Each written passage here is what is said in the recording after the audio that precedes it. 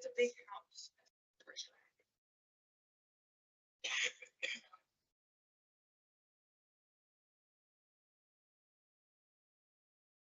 What's that whole line? Oh, I don't Is know. it a house? Forget It's a podcast. Yeah. It has changed. What is it now? It's. What's it before? It was Wagonville like way back. And it became. It was not Your test. fish, but it was like home. You're not gonna make Campbell's fish. Campbell's part.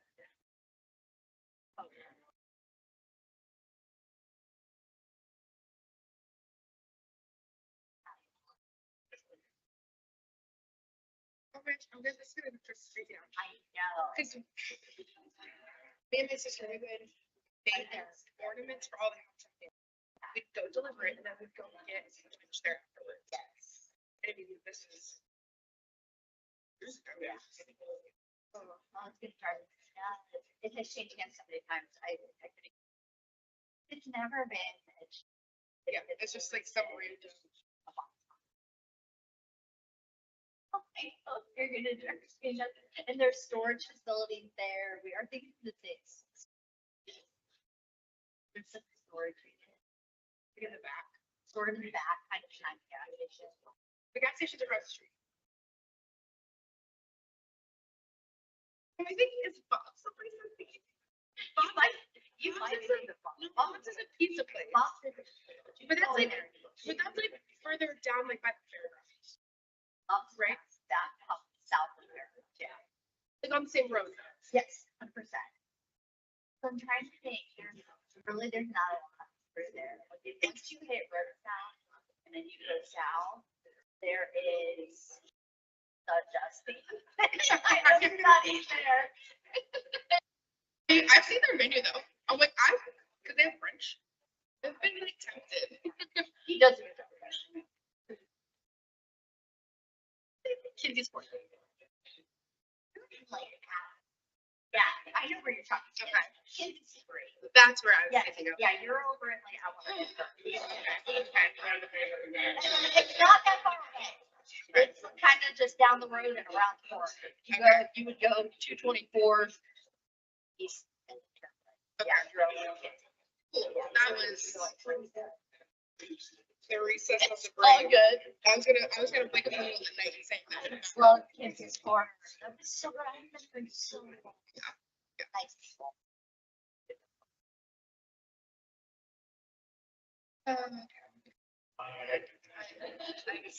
It's a start right after. Yay.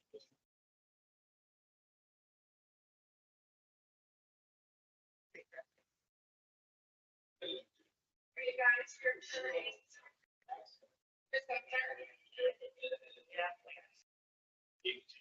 Yeah. Do you live here today?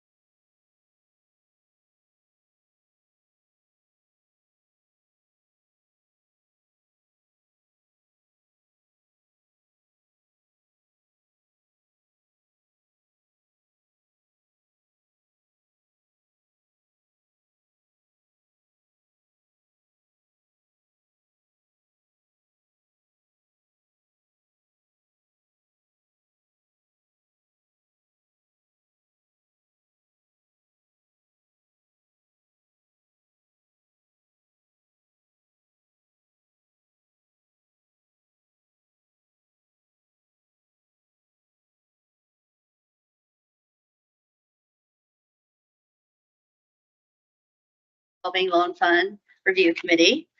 My experience in the banking industry started in January of 2012. I began as a community banker down in North Canton, Ohio, for a small community bank called Premier Bank and Trust. I worked as a commercial credit analyst, so really understanding how to write up a commercial business loan and everything that goes into that. For the past 14 years, I have worked my way up through the ranks. I am now Vice President, Commercial Lending Officer with Portage Community Bank. I've been there for 6.5 years. My market is Portage County mainly. Kent is near and dear to me. I love the Kent market. We do a lot of lending out in Kent. We have a branch down on Water Street, and our total loans in the Kent market are about 152 million. Over the past couple of years, I've probably generated about $15 million in loans for my own personal production at the bank, and I manage about a $60 million commercial loan portfolio. So I have a lot of extensive knowledge in the lending realm. I also sit on another board for an SBA CDC. It's called Alloy Commercial Capital. They're based out of Cincinnati, but they can do SBA loans anywhere in the state of Ohio. So I've been a board member there for nearly 2 years now, and I'm able to vote on those loans, review the packages, and provide my vote on those 504 loans through a multitude of banks through the state of Ohio. So I do feel to be a very good fit for this position, and I'll entertain any questions or comments that you might have. Any questions? Heidi? Question for you, one question. One question for you and one question for Kathy. Let's start with a question for Kathy. So I see that there's an address of Ravenna. That is the bank headquarters. That's the bank headquarters. What is your address, please? I live in Hartville, Ohio. Okay. My question, is that okay for this board? It is. Yeah. Because the mix has to be commercial lenders and attorney and real estate agent, as long as they're doing activity in our market. Okay, thank you. My next question, do you see any potential for conflict of interest in this position with your many different loans across the county? I don't. And I do believe that if I were the lending officer, and you guys can correct me if I'm wrong, I would abstain if it was my own deal going through the Kent Revolving Loan Fund. I have had one deal so far that has utilized the KLRF in conjunction with bank financing. But again, I wasn't on the board at that time. But if I was, I would abstain. Okay, thank you. Anybody else? Okay, we'll be voting on this on November 19th, so we will let you know. Thank you very much. The next item on Committee of the Whole is staff updates. Dave? I see Bridget's coming up, and she has, I don't know if he's our newest employee, but he's one of our newer employees. Yeah. And she's smiling because he's done really well so far. Yes. So, and I can tell you, I had him before he even knew I was a city manager. He did some inspection at my house, and he was polite, professional, and still wrote me up. But it's good because we fixed it, and he's like, "You'll be happy with this now." And he came to my house the same day. So. He did. Yes. Yes, he did. So this is Blake Moore. He is our new building services supervisor. So Blake, I was introduced to him as he was our on-call electrical inspector. He can do commercial, residential, and he's an electrical plans examiner now. He just recently got that certification. I was impressed with his professionalism and his intelligence and his ability to basically deliver bad news, but also do the follow-up. So with Bob's retirement, I spoke to Blake and he graciously accepted the position. He began with us in mid-October. He's our building services supervisor and he's already imposed order on some of our more chaotic projects. Bob was great, but Bob was not good with computers. So it's been refreshing to have him here, and I'll let him talk a few minutes, but I just wanted you to put a face to a name. So if you have questions in the building department, you can always reach out to me, but you can also go directly to Blake. Thank you, guys. And I've met a couple of you in your own homes already, which has been awesome. It's been refreshing. I am very excited to have accepted and received this position, to be able to make sure for the residents, the patrons of the businesses, the business owners, and the contractors, safety and building standards throughout all phases of construction, big and small in the city, and very excited and to be on board for the long haul. So, Welcome. Thank you. He has 6 children, 10 and under, so he's leaving. Thanks. Thank you. Thanks, Blake. I will tell you, just as a closing point on that, Bridget sent me an email today with an Excel spreadsheet attached, and she's like, look at this, he knows Excel spreadsheets. So she was all excited. We're up in our game. We're up in our game. So yeah, after that, Dom, did you want to go first? I know you had a quick update on the downtown movie, I think, right? Hi, everyone. I wanted to let you guys know that bigger picture on November 29th, the Chamber and Main Street were combining Small Business Saturday and Festival of Lights. So Santa will be coming on to kick off the holiday shopping local experience here in Kent. That day, the city will be closing down Erie Street for the early afternoon, evening to play some movies to keep people downtown and enjoy all the festivities. Anyone have any questions about that? No? Okay, thank you. That's it for Dom. Yeah, now for me, Jack and I have been talking, starting to plan. Yeah, in case you didn't notice, there was an election last night, so we're going to have 3 new members, although one is a veteran member. But in anticipation of that, and some of you are still pretty new, right? That a couple of you, and the third one here. But we've been talking about what sort of orientation and training, if that's the right word, and so forth.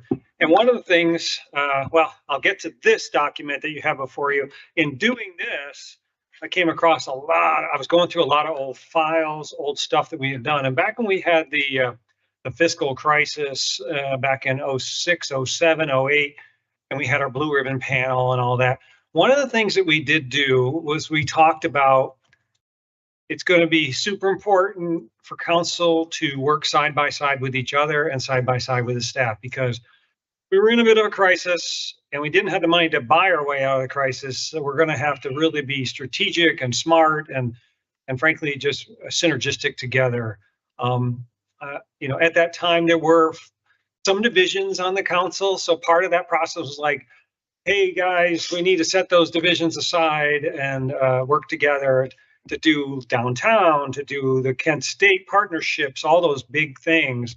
And so I came across, we had done a council, the committee of the whole had asked me, and nothing better than having to script a quiz for your council, the people you work for, but that was kind of what it was. It was a self-audit. We said, why don't we take a look at what we do well as a council, what we need to work on, and then kind of structure it from there. So with Jack starting to talk about, hey, we want to train our folks, and was like, well, we got this much we could cover. Do we target certain areas? So we decided we would poll you guys. We would do an updated self-audit. So this little attachment is just, and it's anonymous. There's a little paper cover, and then there's the questions on the next page. At your convenience, you don't have to write your name on it. You can if you want. This is all we are interested in, the data, because Jack and I will continue to use it to refine. All right, it looks like we need to work on these things. And with a couple of the very veteran members leaving, we wanted their input before they go, because you know, you've been around the block long enough to be able to say, hey, here's what we're good at. This is what I would tell the next council if I was here. So that's kind of the spirit behind this. So that's number one. You can bring it to the next meeting, get it however you want to get it to us. The idea is we hope to do training early next year with the new members. So we're just as much advance notice of that as in terms of our planning. Great. The second piece, this actually started, well, you got the very front of this every year you'll recognize some of those first couple pages. These pages, this was when I would do my strategic update, kind of like where we're at, the touch point each year, what's happened last year, what we see on the horizon, threats, opportunities, and how we're kind of structuring our budgets, our resources, and targeting the top 3 initiatives. And at Heidi's request, we went even beyond. Next year, we did like multi-year out. I still am like, anything beyond 3, I don't trust because things change so fast, but at least 3 years out. So we did that. Well, that's kind of the tip of the iceberg, right? Like I told you guys that when the charter review folks were here, and they're like, you have no plans. We actually have a lot. Now, shame on us for not having packaged it all together. And that's what this is. This is the kind of put a stake in the ground at putting it in a package, bundling it all together. So it's organized along the same fundamental principles that came out of the Bicentennial Plan and Vision 2020, all these other Destination 2000 something. I mean, there's a whole bunch of reports that were community reports that were done that basically identified the key initiatives that we've been tracking. And none of it's a surprise. Safe community, great neighborhoods, good quality of life, a vibrant downtown. What else we got? Good government, government that's progressive and uses Excel spreadsheets and things like that. And so, and of course, the environment, preservation of the environment, which I always gave you those updates each year. We're always working across the board on all of those things, but each year we do tend to focus more on 2 or 3. This gives you more narrative behind that. This gives you data behind it. Like if you were to say to me, well, Dave, explain to me why this is number 1 and this is number 2 for next year. I try to encapsulate this in this. So it's meant to be narrative. It's big enough that I can't promise I'm going to update this thing every year, but I think what we can do, we'll continue to update to the extent that makes sense. I'm always a big fan of strategic performance and strategic thinking. And so we integrate that into our job all the time. And this begins to articulate that better than you just taking my word for it. You can actually see the programming. And in particular, I know a couple of you have made recent, like, hey, can we resuscitate some strategic planning and so forth? I would encourage you to kind of pick up in the last section under the government. There is, and I don't mean to do this right now, but I mean, this is a coffee table read because you ain't going to sit. This is like a menu in a restaurant. If you try to order everything off the menu, you need time to digest this. I mean, that's but part of what we're trying to do here, strategic planning, whatever you want to call it, good data in means good data coming out the other side. And this is meant to give you some good data. Because yeah, you can shoot from the hip because you've been council members now, you have a pulse in your neighborhood, your ward. Is that necessarily data, or is it anecdotal data? Maybe a little of both. This starts to try to give a little more meat around those bones so that you're making good decisions, right? Like, hey, I heard this, but now that I've seen it in the report, you guys have done that analysis, and actually, maybe mine's more of a one-off than a real trend. It gives you snapshots. This is really kind of what I would call it. It's like a bunch of snapshots in each of the areas. Now, that being said, I went deeper than I intended to because all I kept thinking was, if I'm a new council member, boy, this stuff would be handy to know. And again, I wouldn't encourage them to study it over in one night. I think it's one of those things you pull it out when you get a chance. But just as one parting point, we talked about the planning and the bicentennial plan stuff. What reminded me going through this and pulling out was our little subcommittee, Robin, Roger, and Heidi. That was 2017, and that was the next sort of phasing of the bicentennial plan. And you said, we all agreed, and that's in here. I wrote about that in here. That look, we did a great job with the hardscape projects, the physical infrastructure changes in the bicentennial plan. But there's a whole bunch of categories that deal with social, cultural, neighborhoods, the soft tissue, what I've been calling the soft tissue. And that's what in 2017, you guys met with me. We had a couple meetings. We took notes. We made a presentation to council, and that's when we started the One Kent initiative. I started doing the rounds. I was going to Rotary. I was going to Alliance and giving a PowerPoint presentation talking about. Now we're talking about our people. So it's phase 2 of the bicentennial plan. That got even more momentum at first because we had Heart and Soul. We discovered, look, we don't have to create our own template for how to roll this out. Heart and Soul has done it in 100+ communities, 19 in Ohio. So we were like, let's go with that. You actually made a motion, a resolution adopting Heart and Soul as the sort of the implementation arm of the bicentennial plan phase 2. It was making progress. You'll see that reference in here. And then COVID took the wind out of its sails. They tried to resuscitate as late as 2022. So for anyone that thinks, I mean, one, we have never stopped the hardscape improvements downtown. That continues to this day. The big stuff, for sure, we had those boxes checked. That's great. But the soft stuff, we're still kind of very early on because it got derailed. And so I think I only offer you that frame of reference that I think our discussion needs to be, how do we pick up where we left off in 2022? And because I looked it back up, there were 700 volunteer hours invested in Heart and Soul.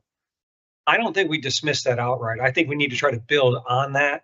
Same with the bicentennial plan itself, which we haven't achieved all the things listed in that plan. And needless to say, every year when I come back to you, that whole process has like feedback loops. That's what we're doing. We're check stepping each year. How are we going on those priorities? So I'm already violating my own policy with the staff. I said, you guys, we got to keep it short and concise tonight. So I'll stop there. But I kind of wanted that. I wanted you to know I have not forgotten about your interest in strategic planning. I'm trying to figure out the best way to roll that forward. I think one of the best ways may be digesting this stuff. I think it'll give you a really nice frame of reference as you start to make decisions. And yeah, you two don't have to care anymore, I guess. But I hope you will. I hope you will. That's right. There you go. There you go. So, oh, and this will be online. And what I don't want to say most proud. It's the first time where at the very back of this is all these. It's like an appendix, right? Oh, and there's a lot. Trust me, a lot. And it'll all be uploaded and hyperlinked online. So all the old, basically source documents, the bicentennial plan, click. Destination 2006, click. Some of our annual reports to you guys, all the blue ribbon panel financial stuff.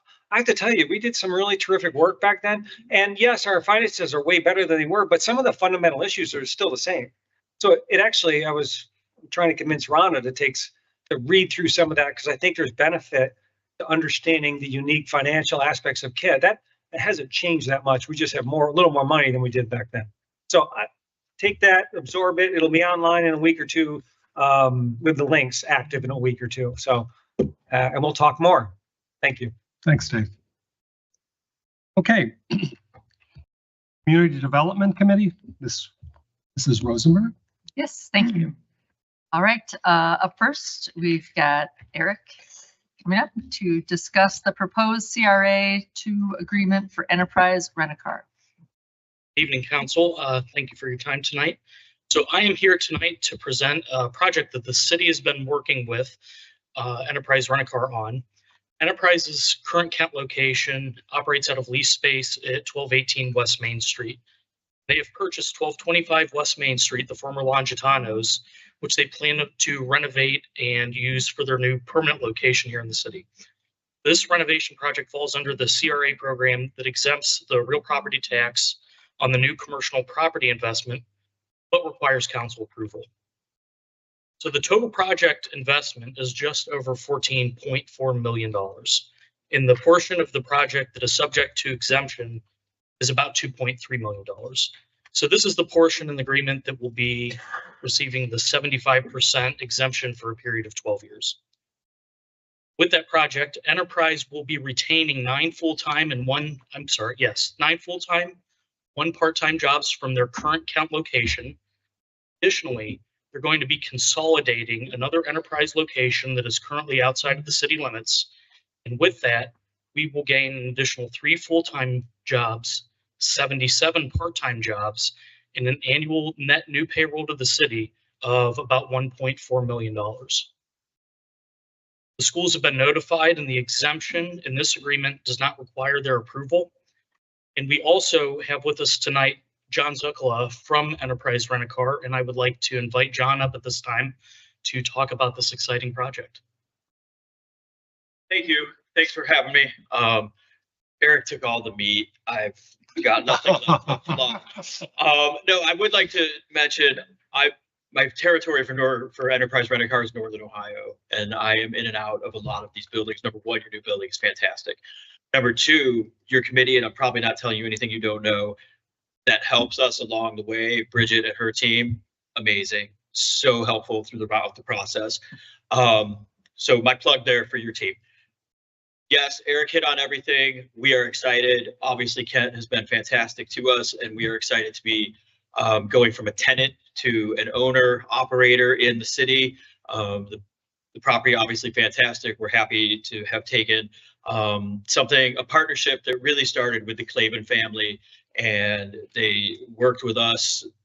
We can be a slow moving machine at times, and they stuck by us, and we got to the end, and we're excited that this is really the last piece of the puzzle. Once we get through here, we're ready to start swinging hammers and improving the property.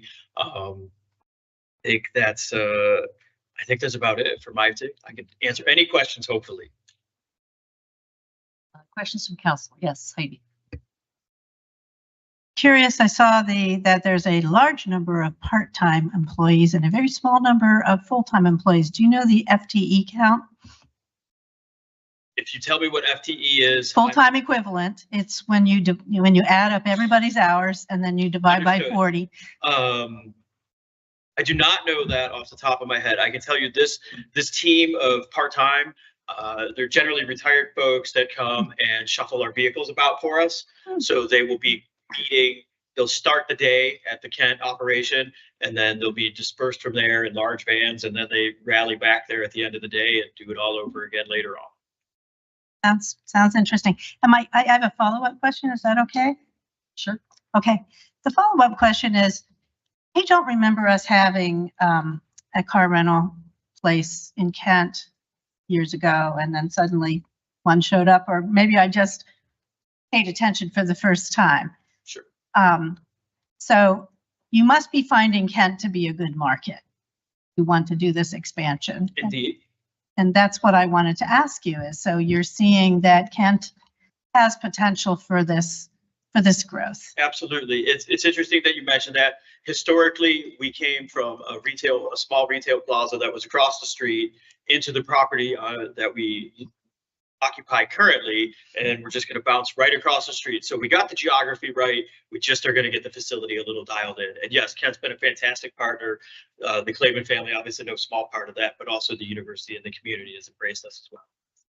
Thank you. Any other questions from council? All right, I'll move to authorize this Well, emergency. Actually, Oh, was there another? let's go to the audience first.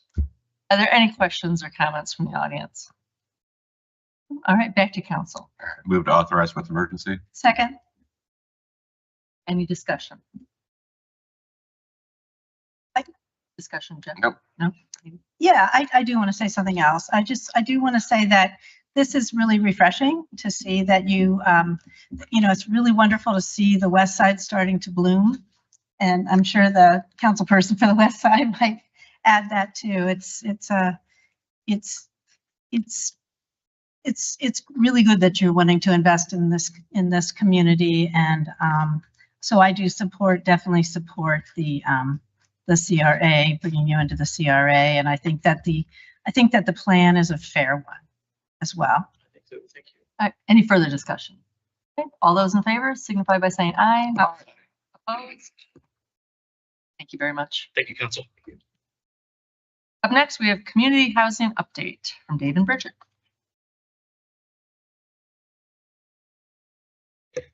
You're looking at me. I know. My name's on the Your list. name's on there, but Well, I'm waiting for Bridget. No, it's all good. So anecdotally, a couple of you at various times have been asking questions about housing related issues, and we've had similar thoughts. And so great minds think alike. But we need to communicate that, I think, a little more. And that's all this is meant to be, is like, hey, we understand you're interested, we're interested, here's what we're planning to do. And you're welcome to, give us feedback on that. But I think a lot of it just makes sense for where we're at, and it kind of fits to what I was saying earlier. There's a lot of thoughts on housing. We had a great 2016 housing study, and Bridget's saying that's almost 10 years old. We probably need to update that. So I'll turn it over to Bridget. Yeah, thank you. This, as Dave pointed out several times today, we just do the work. Lots of times we actually aren't always maybe telling everyone what we're doing. And so there's been a lot of questions about housing.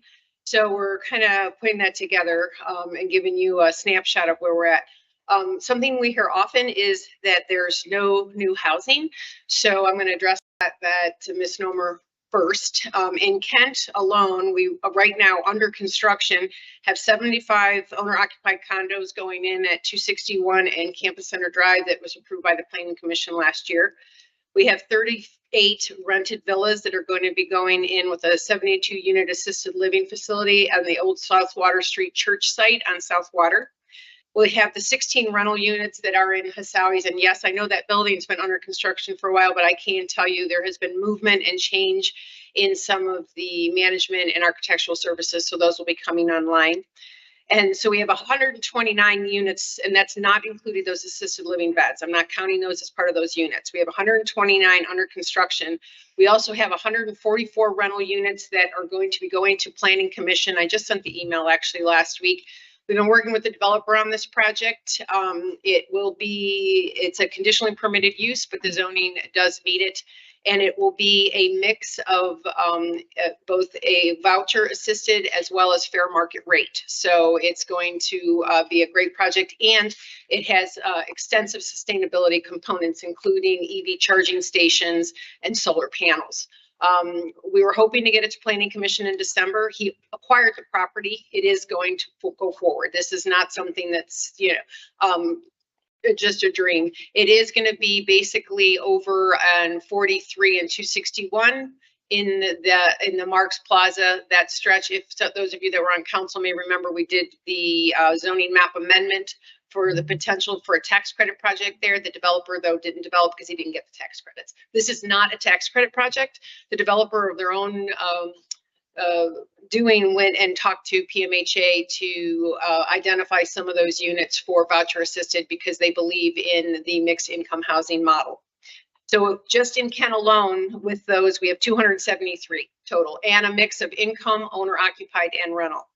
In close abutting townships, we have 325 currently under construction, a mix of single family and individual homes. We also have condos, rental units, and then there's an additional in existing subdivisions going in of 50 in a phase 2 of an existing subdivision right over the Brimfield Township city line, and another 10 that were just acquired that will be finishing out a subdivision also in Brimfield Township.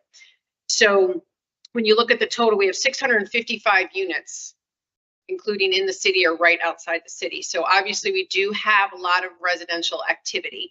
So if anyone is asking about these, they can definitely call our department and we'll fill them in. So I do want you to know that good things do happen. We just maybe don't tell everyone about it. If you come to Planning Commission, and those are exciting meetings. But now I want to transition to the housing study. So for those of you that are newer on council, we did a housing study in 2016. We were seeing unprecedented growth in the rent per bed model in and around the university. We had 2,600 beds added in a 4-year window. Our zoning code was not set up to even adapt to that. Jeff was actually on the Planning Commission when we were going through some of that monumental growth. It was one of the reasons we did our full-scale zoning code update, but we also did a housing study. Anecdotally, we felt that we were getting over inventoried in that type of housing and under inventoried in the owner occupied or single family rentals. So the housing study came out and supported that finding, but it also had some interesting data in there. It said that we are over inventoried and that with the drop in the demographics with regards to the feeder schools for the university, we were going to see that we were going to get a softening in that market, and it was going to hit around academic year 2024-2025, which is where it's the last year of the study we're in now. That came to reality. Just to give you a sense, in 2023 and 2024, 4 of the largest complexes, including 345 Flats, the Province, Paloma, which was basically the Presbyterian church site, for those of you that don't know, it changed its name, and Holly Park had 100% occupancy.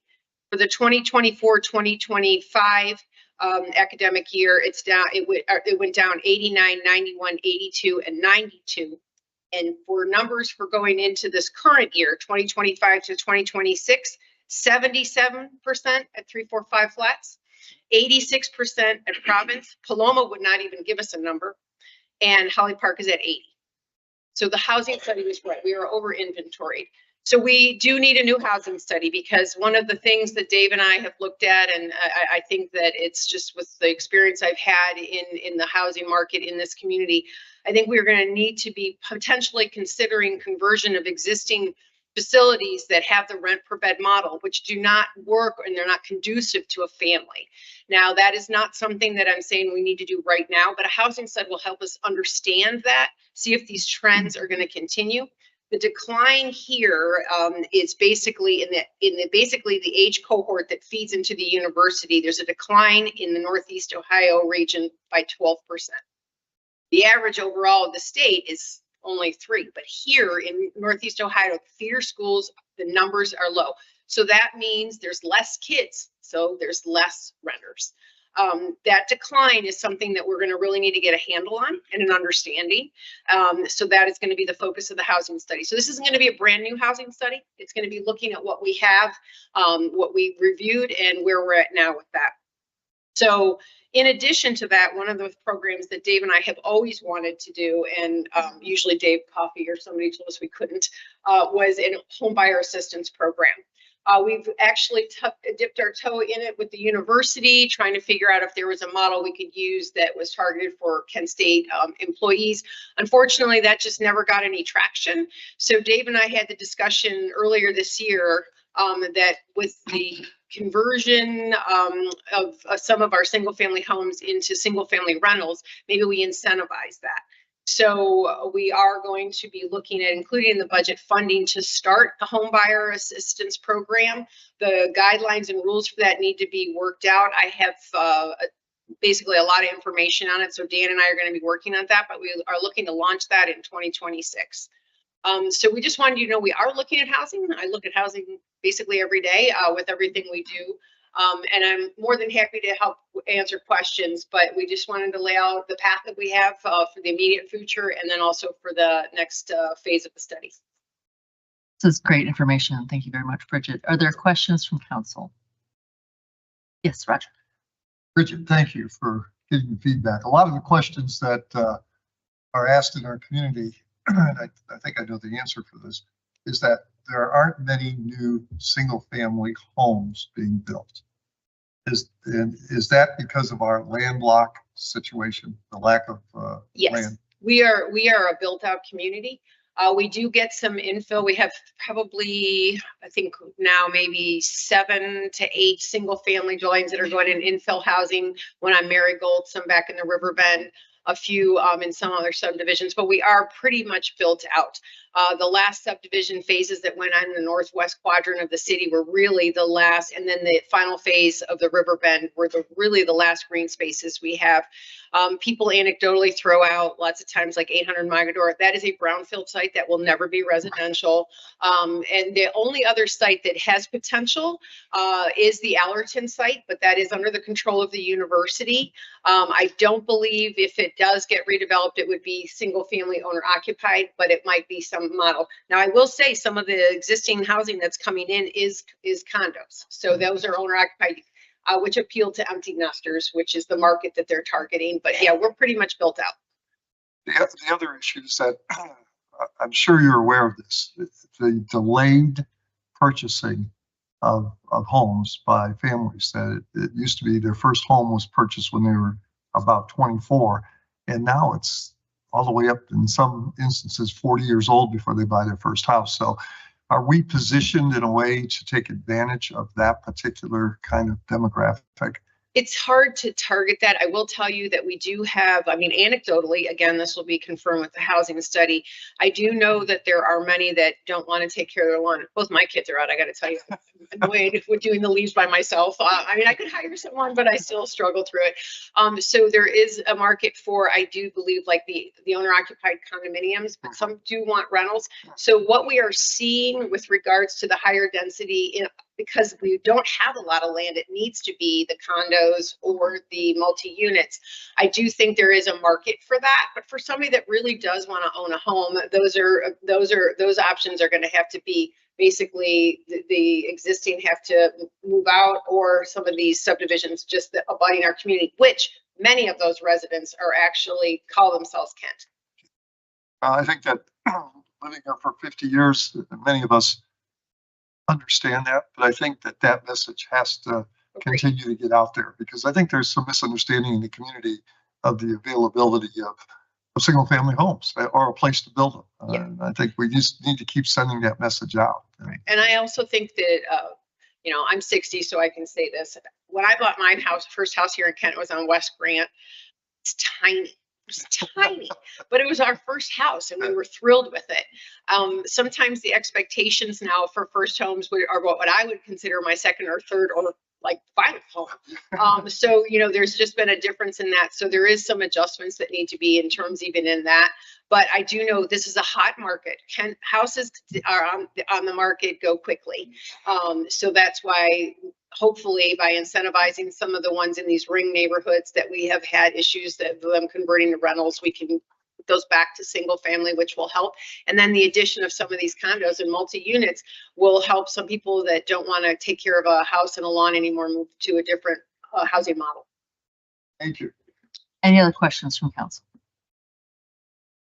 Yes, Chris. Yeah, thanks, Bridget. I'm curious. So I thought I heard from Dana this year, or it could have been last year, that Kent State had the largest freshman class in its history. How are we squaring that fact with the decrease in presumably majority student rentals at 345 and other places you've mentioned? And I am not being derogatory, but Dave and I have those discussions often when we hear statistics from the university. How those statistics are packaged and presented can be different. It could be the largest freshman class if we're including all of the regional campuses. It could be commuters. There's lots of times we have town gown meetings and we hear information, and typically Dave and I afterwards talk and say, how are they getting here and there? But the numbers for the enrollments are you can get them, you know, online. Another thing too that they talk about is that, you know, all the dorms are full. They have less dorm beds than they used to have. So, and I'm not being derogatory in any way. I understand that they're marketing, but the statistics are there that if those students were here, why would we see these lease ups down? Right. Even some of the, for lack of a better word, the less institutionalized rentals, the ones that they're the single family rentals and the duplexes that the CD department inspects, there's a softening in that market.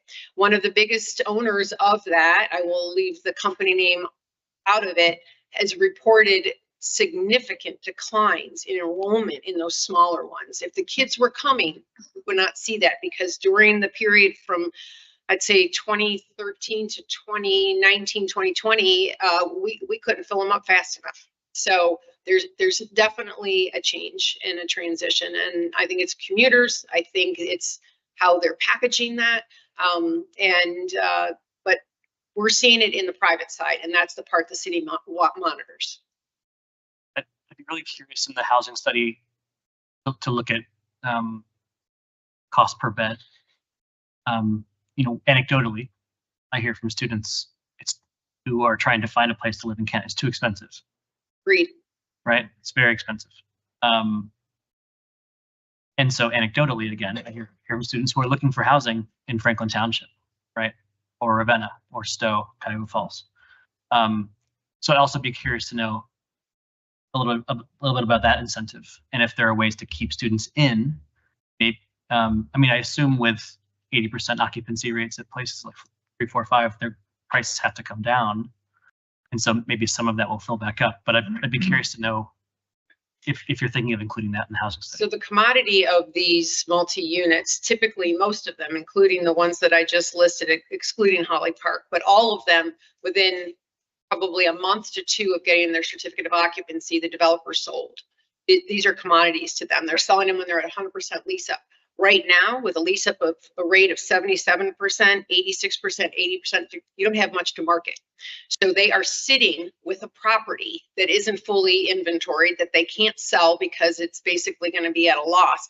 So there will have to be some movement by the owners of these properties, and it'll be driven by the market, not necessarily government policy. Yes, Heidi. Oh, there's so much to talk about. But it has to be a question. Right? Yes, I'll make it a question. So I just want to say, I hear you said something about infill housing. Is there something that the city could do to encourage more of this infill housing? Because, you know, we have the goal of density closer to the city center, so our town becomes walkable. Just curious about.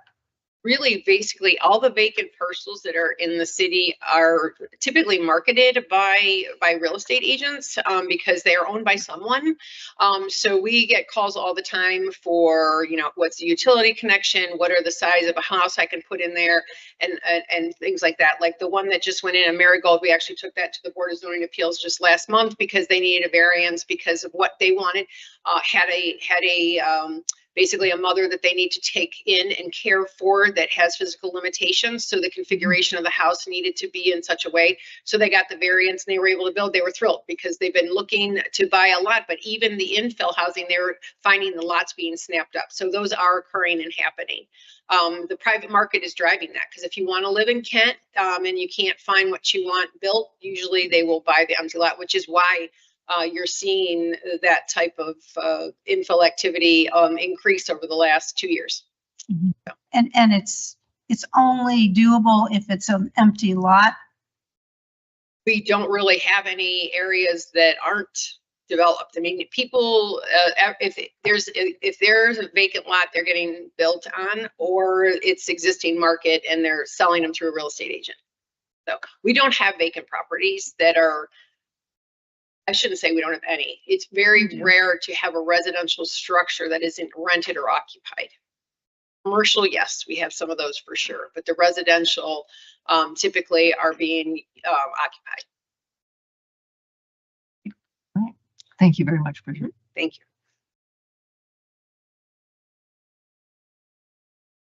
Okay. Streets, sidewalks, utilities, Mr. Sidoti. Thank you, Mr. Acting Mayor. First off, we have updates on the city's 2025 capital projects. Okay, good evening, everyone. I will try to be brief because it's a busy night.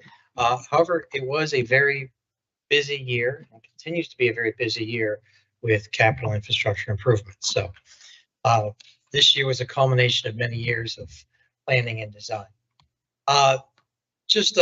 Everything we do is set by the strategic values set by council and the community, from the bicentennial plan and beyond all the plans that Dave pointed out. We actually did not plan this. We did these separately, but every project you'll see works towards some of those strategic values. The best example I can give is in the paving program, we just don't pave the streets. Okay, we do the entire right of way. We take care of the sidewalks, we take care of the curb ramps, we take care of the drive aprons, we take care of the curbs because we want strong neighborhoods. And if we just pave the streets, we wouldn't be creating strong neighborhoods. All we would be doing is creating a place for cars to drive through. So we'll start with the utility work. This year, as in last year, was the high priority was in the sewer and the water utilities. They continue to have the highest priorities that focus our time and our resources. We'll start with the sewer at the water reclamation facility. And the water reclamation facility is probably the single most important thing we do to protect our natural resources with the Cuyahoga River. It treats all our waste, okay? And as you know, we've been working on this for half a decade or more. This year, we're completing rehabilitation of primary clarifier. For those remember from last year, we have 6 clarifiers at the facility. This is the 6th of 6 to be done, and they will not be touched in my tenure left here. So I'm happy to say that, and that's not in a couple of years either. So, that's about $1.1 million with about 3.8 million. I'm sorry, 0.38 million funded by the Ohio Public Works Commission. The next project that's being finished up here in December is the digester heat exchangers. This was a very large project that's taken a long time to get to fruition because it's a $7.2 million cost. But with $7 million in mainly local ARPA money and supplemented by some Ohio Public Works Commission money, we're able to get it done.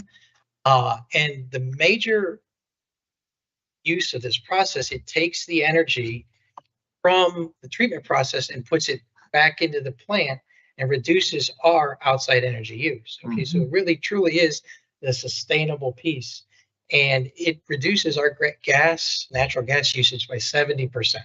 Okay, we had to take it offline for 6 months while we built the new one, and our gas usage increased dramatically. So, and this follows along with the climate action plan to help reduce our energy uses at our facilities.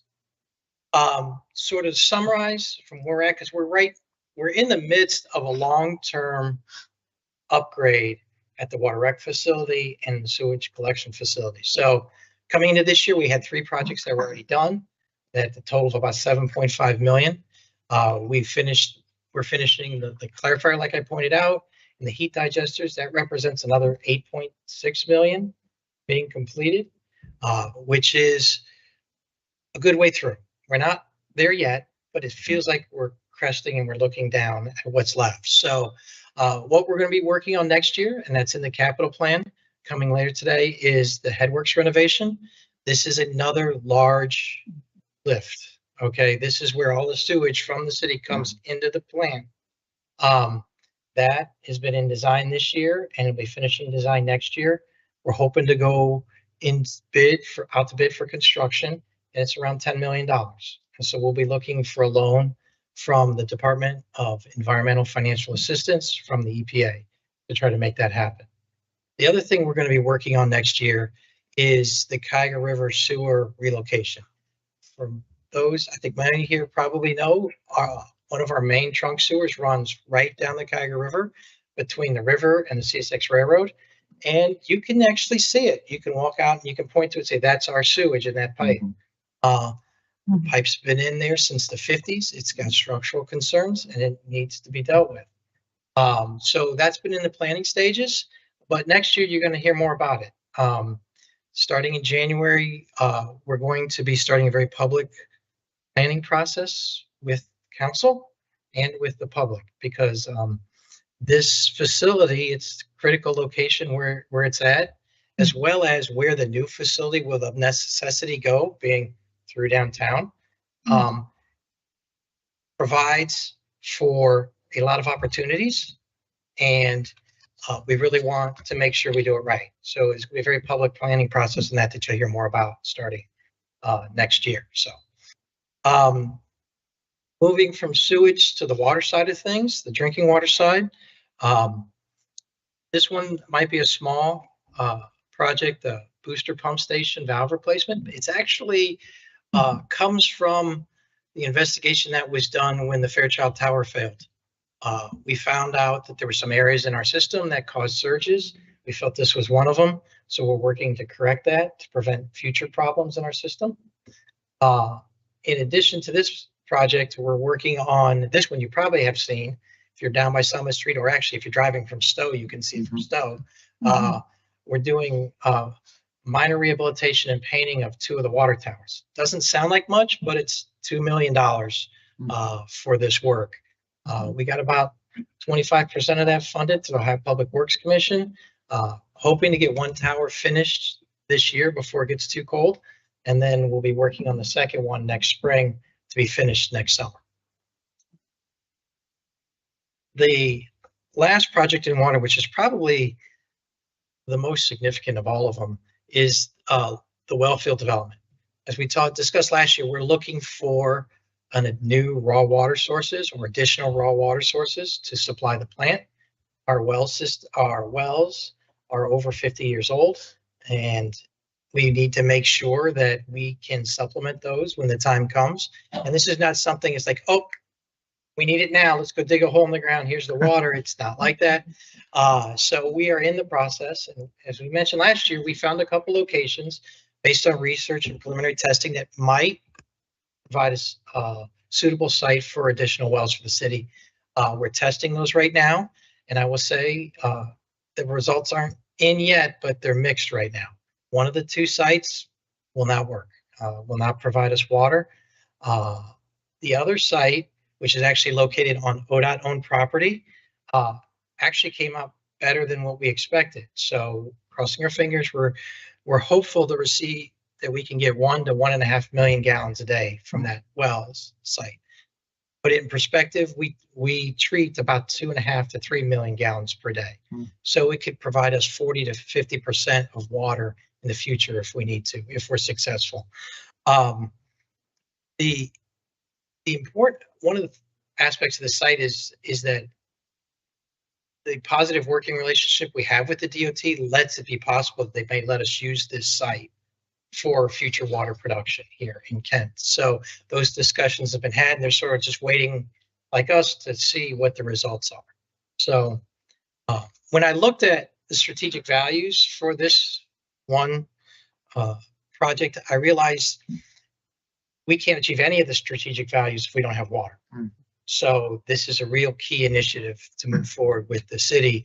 And we're really hopeful that we find a well site here, at least one, and we'll then continue to work for others. So, moving on away from the utilities, now we're looking above ground, in the land in the right of way that is the public space that the public uses.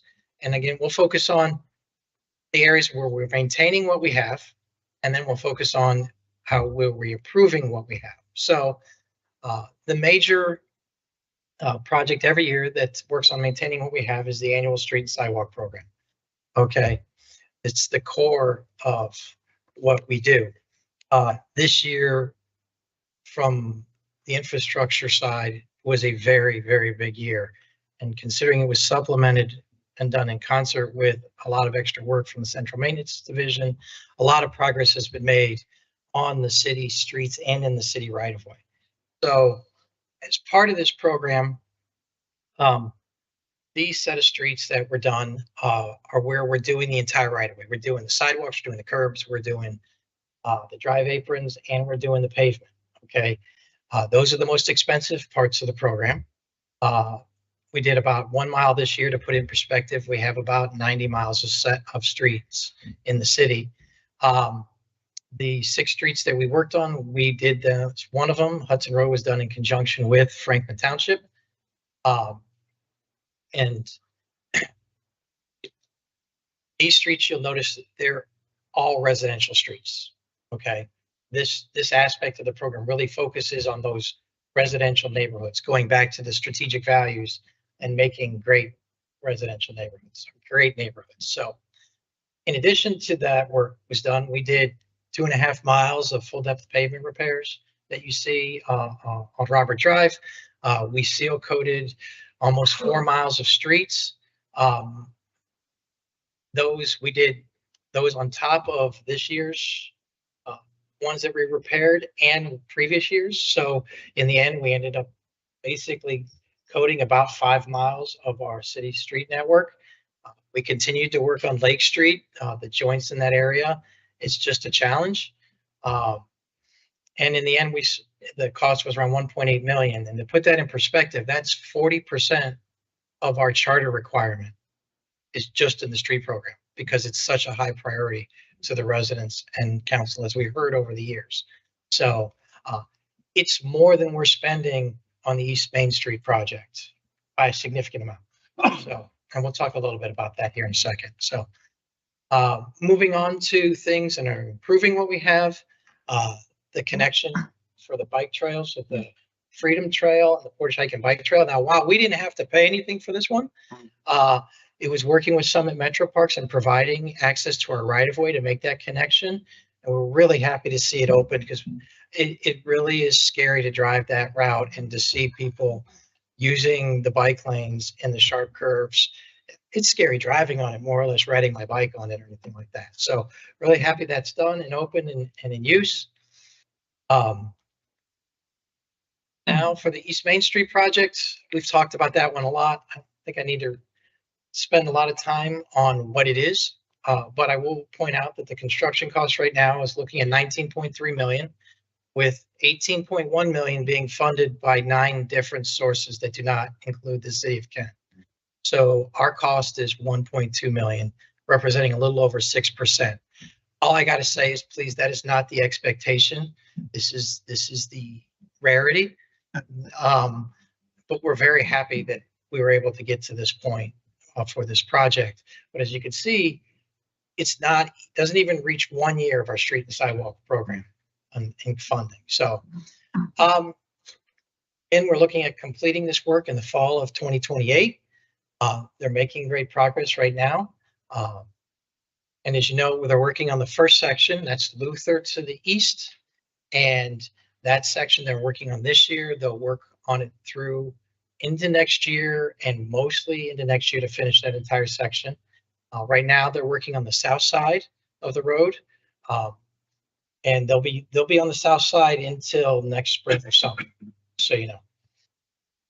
Other good stuff that's being done that we get to take part of, just facilitating some public art with the farmers market, working with ODOT to give them permission to have the mural in that area was great. Working with St. Pat's School to slow down traffic on the Peister, updating our website, working with Julie in community development, showing active transportation initiatives that are being done that sometimes don't get the big glitz and other stuff. So it's been a busy year. A lot's been going on.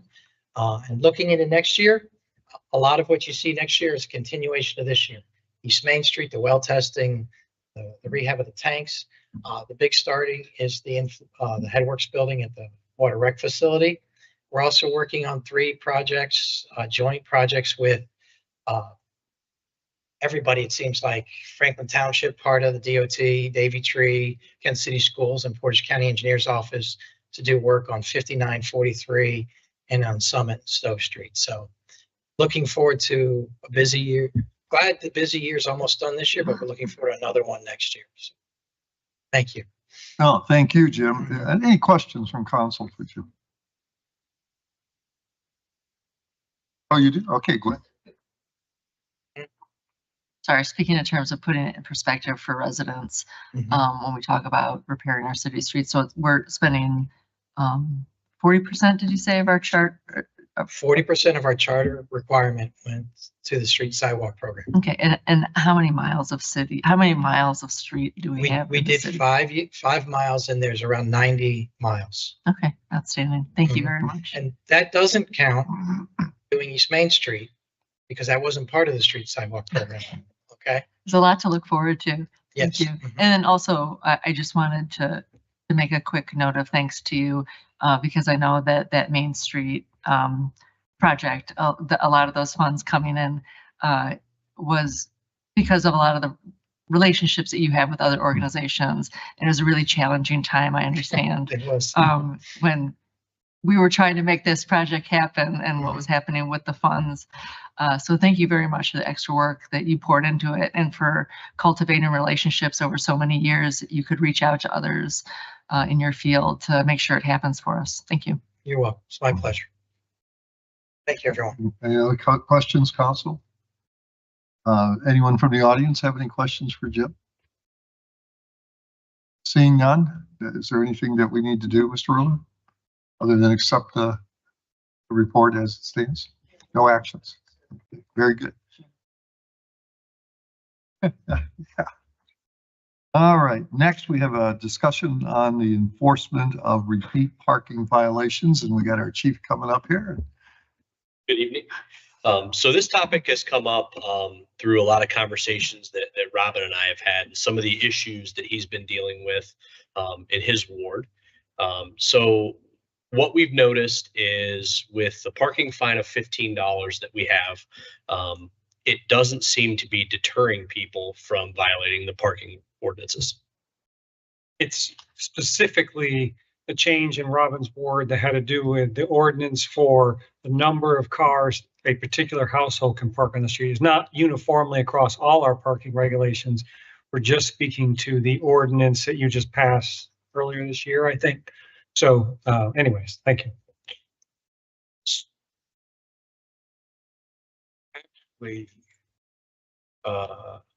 We're, at least my view was we were actually discussing chronic abuse of the parking system, not just the on-street parking with more than 3 vehicles, but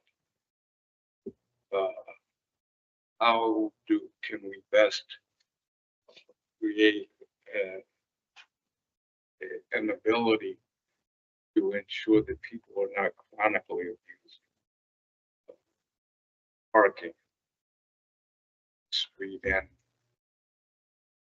otherwise kind of a nuisance abatement application that would escalate the fees based on whatever we decide would seem to be reasonable. Mr. Turner, why don't we hear the report and then we can ask the chief questions? Well, I was exploring. Well, I'm just piggybacking on what David indicated. He believed we were. From the motions that were made, or at least brought to my attention, that's all we're prepared to talk about. That's a much bigger conversation, citywide, downtown, on-street parking, neighborhoods. We have not, we rushed this to get this in front of you tonight. I initially went to Jack and said, we're so full, there's no way we have time to get this. He goes, no, Robin wants us on so we could talk about it. So I said, okay, but we only talked about it in the context of the specifics in your neighborhood. It's not to preclude down the road, but tonight I'm not prepared. I don't think Chief and Bridget, I know she has a lot of the parking stuff. So I would ask if you want only to have that bigger conversation, let's wait, or if you're willing to have the smaller one. Okay. Until the appropriate time, but I just wanted to clarify what my understanding of what it was, but so we're good. So are we tabling then? No, we're good. We're good. We're going to go forward. I thought. Yeah. Okay. Yeah, Chief. So specifically, some of the issues that we've prepared to talk about tonight. All of you know that we passed an ordinance, or you all passed an ordinance, I believe earlier this year, limiting the number of vehicles from any residence in the city to no more than 3 vehicles parked on the right of way. That seems to still be happening at times in some areas of the city, specifically in Robin's ward. What our speculation is, and this is really speculation, every time we enforce this particular ordinance, there are no back tickets. And what that means is any ticket that's been issued has been paid. So there are no pending tickets. And that limits our enforcement capabilities. It prohibits us from being able to tow the vehicle, and the fines never escalate. So the fine is always $15. And the circumstance that we believe that it has created is people are saying, I'll just pay my $15. That's not enough of a deterrent for me to gain my compliance with the law. So that's kind of what Robin and I have discussed. So the proposal that I have tonight would be to add an escalating fine structure to that particular ordinance about no more than 3 vehicles from one residence to be parked on the right of way. In that if the violator or the specific vehicle, because parking tickets, remember, are specific to vehicles, not to individuals. It's specific to the vehicle. So any more than 3 violations, I'm sorry, 3 or more violations in a 3-month period of time, the fine escalates from $15 to $100. Are you reading what I proposed? Yeah. Okay, I proposed that any owner, no matter if they have 1 vehicle or 1 million vehicles, any owner that has had 3 violations of that section or more within the past 3 months, that any further violation, because if you have 10 cars, you'll just keep moving the cars through the inventory. Sure, that makes sense. I apologize. I'm very used to talking about parking tickets in the sense that they apply to vehicles, not people. So, but yes, that would be fine. So, any 3 or more violations in a 3-month period of time from any owner of a vehicle would escalate the fine for tickets to $100 from $15.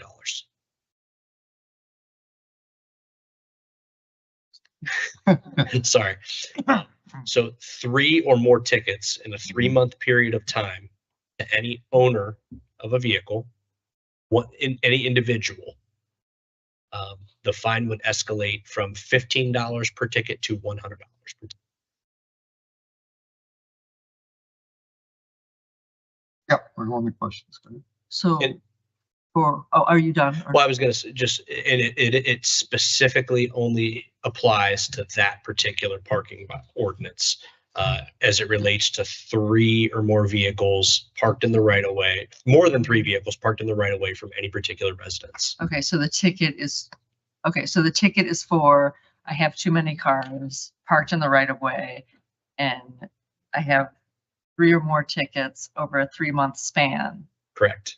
Got it. Okay, so it's not, I just want to make sure, I'm just trying to wrap my head around who else may or may not be kind of like also included. So it doesn't sound like, this sounds like okay, so this is, I own 3 cars, or I own more than 3 cars parked on the street outside, and I have gotten tickets for having too many cars. Yes. Then it's going to go. Yes. Okay, understood. Other questions? Yeah, Jeff. So if they hit more than 3 tickets in that 3-month period, and say then they get a 5th or 6th ticket, they're $100 each. After that 3 months, does it reset back to the $15 level? So it should be a rolling 3-month period. Okay, so from the date of the last ticket, you basically can't get any more for 90 days. Correct. And when we talked about this, there's not a playbook necessarily for this. We're sort of figuring out as we go along, and the whole ordinance is unique for us. It's very specific. It's only become a problem in one particular neighborhood. Understandably why. There's been a history of parking on that street and so forth. So we kind of were like, this seems like it's a reasonable starting point, but we want to be sure we told council, I can't guarantee this will work as we're expecting it, so we may come back to you and have to tweak it. But we felt like if you wanted to start to chip away at some of this pattern of, hey, it's cheaper for me. If someone's running the math and they're like, I don't know why, if it's cheaper somehow to pay $15 but park them on the street, this should at least begin to disincentivize that. Maybe it's not big enough that maybe we'll discover it needs to be 200, 300. I don't know. We felt like it's a reasonable start. It's not excessive, but it's hopefully an attention getter and hopefully a behavior changer. So I also want to say enforcement of this isn't easy. It's kind of nuanced and tricky. But that's why I say hang in there with us. We'll try to figure it out. You know, that's kind of what we're sort of in the spirit of trying to figure this one out as we go along. Resolve some neighbor to neighbor concerns, resolve Mr. Turner's concerns, police issue, you know, so just, it's a work in progress. I guess I would just caveat that. Other questions? Jeff, go ahead. 2 questions. So you've had to enforce this, the last ordinance that we passed with 3 vehicles. So that's had to be enforced at least at the property. I know that they kind of like spurred this whole discussion. Has it occurred elsewhere throughout the city that it's had to be enforced on a regular basis? I wouldn't say on a regular basis, no. But there have been other occasions of it throughout the city. I would have to double check. I'm fairly confident in saying yes to that though. Okay. Other questions? Yeah, Chris. I guess I'm maybe in reference to Jeff's question.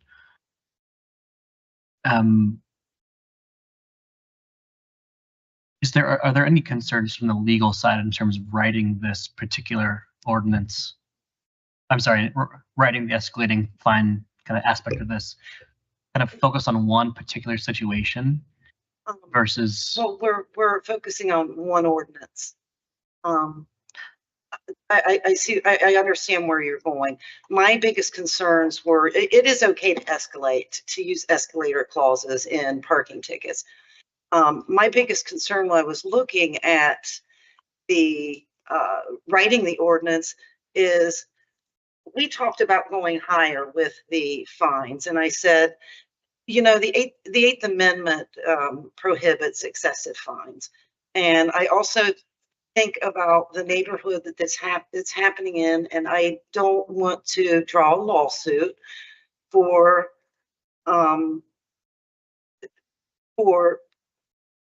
that excessive could be a lot more excessive in a low-income neighborhood.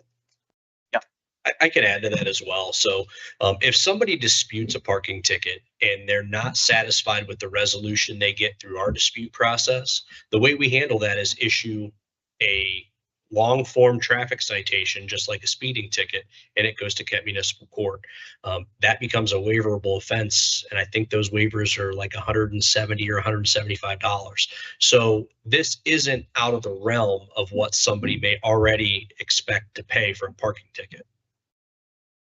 Do we have escalating fines for any other parking violations? Not for, so we do have an escalation on our parking. The escalation on our parking currently is for not paying in a timely manner. That's the only escalation we have in parking. We do have, well, there can be escalating penalties in different traffic violations though as a whole. So for instance, they call them predicate motor vehicle offenses, where if you have 2 or more in said period of time, it goes from being a minor misdemeanor to a 4th-degree misdemeanor, which escalates the fine. Yeah. Just for reference, I talked to the head of parking services at Kent State because they do have a repeat violator clause for their parking issues they have there. And their starts, first 2 tickets are $20 or whatever they are. Tickets 3 through 9, I think she said they go to 30 or 40. After 9, they can boot or tow the cars. And then that boot fee is $50. And then after you've been booted for 3 times, that escalates. So there is some things for it. But Hope, you pointed out when you spoke that you're talking about the neighborhood where this occurs, but this is a citywide ordinance. And I feel like we're in some, it's a real dangerous game to play if we already created one ordinance to stop a specific issue on a specific street. And now we're looking to couple that with another ordinance on top of that ordinance to solve a specific issue on a specific street. And I'm just not sure if that is good policy. So that's going to be my opinion on the matter. Mr. Turner. Yeah. Clarification. Because we ended up ticketing the certain vehicles on a certain street doesn't mean that we were targeting them. It means that for whatever reason this occurred, it was identified, and we acted to enforce whatever rules on the books, or we created something that actually, but it's not restricted. You can't, well, maybe you can. I don't know how you end up doing that. Doing selective enforcement regarding vehicles like that.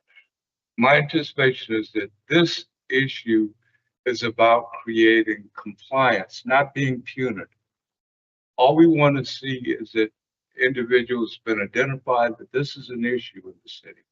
Therefore, we went back and drafted legislation that allowed us to deal with one aspect. It's a work in progress. As we go along, there might be other opportunities, because quite frankly tonight, I thought it was about something a little different than I anticipated. But what the administration has said is this is what they're willing to deal with tonight.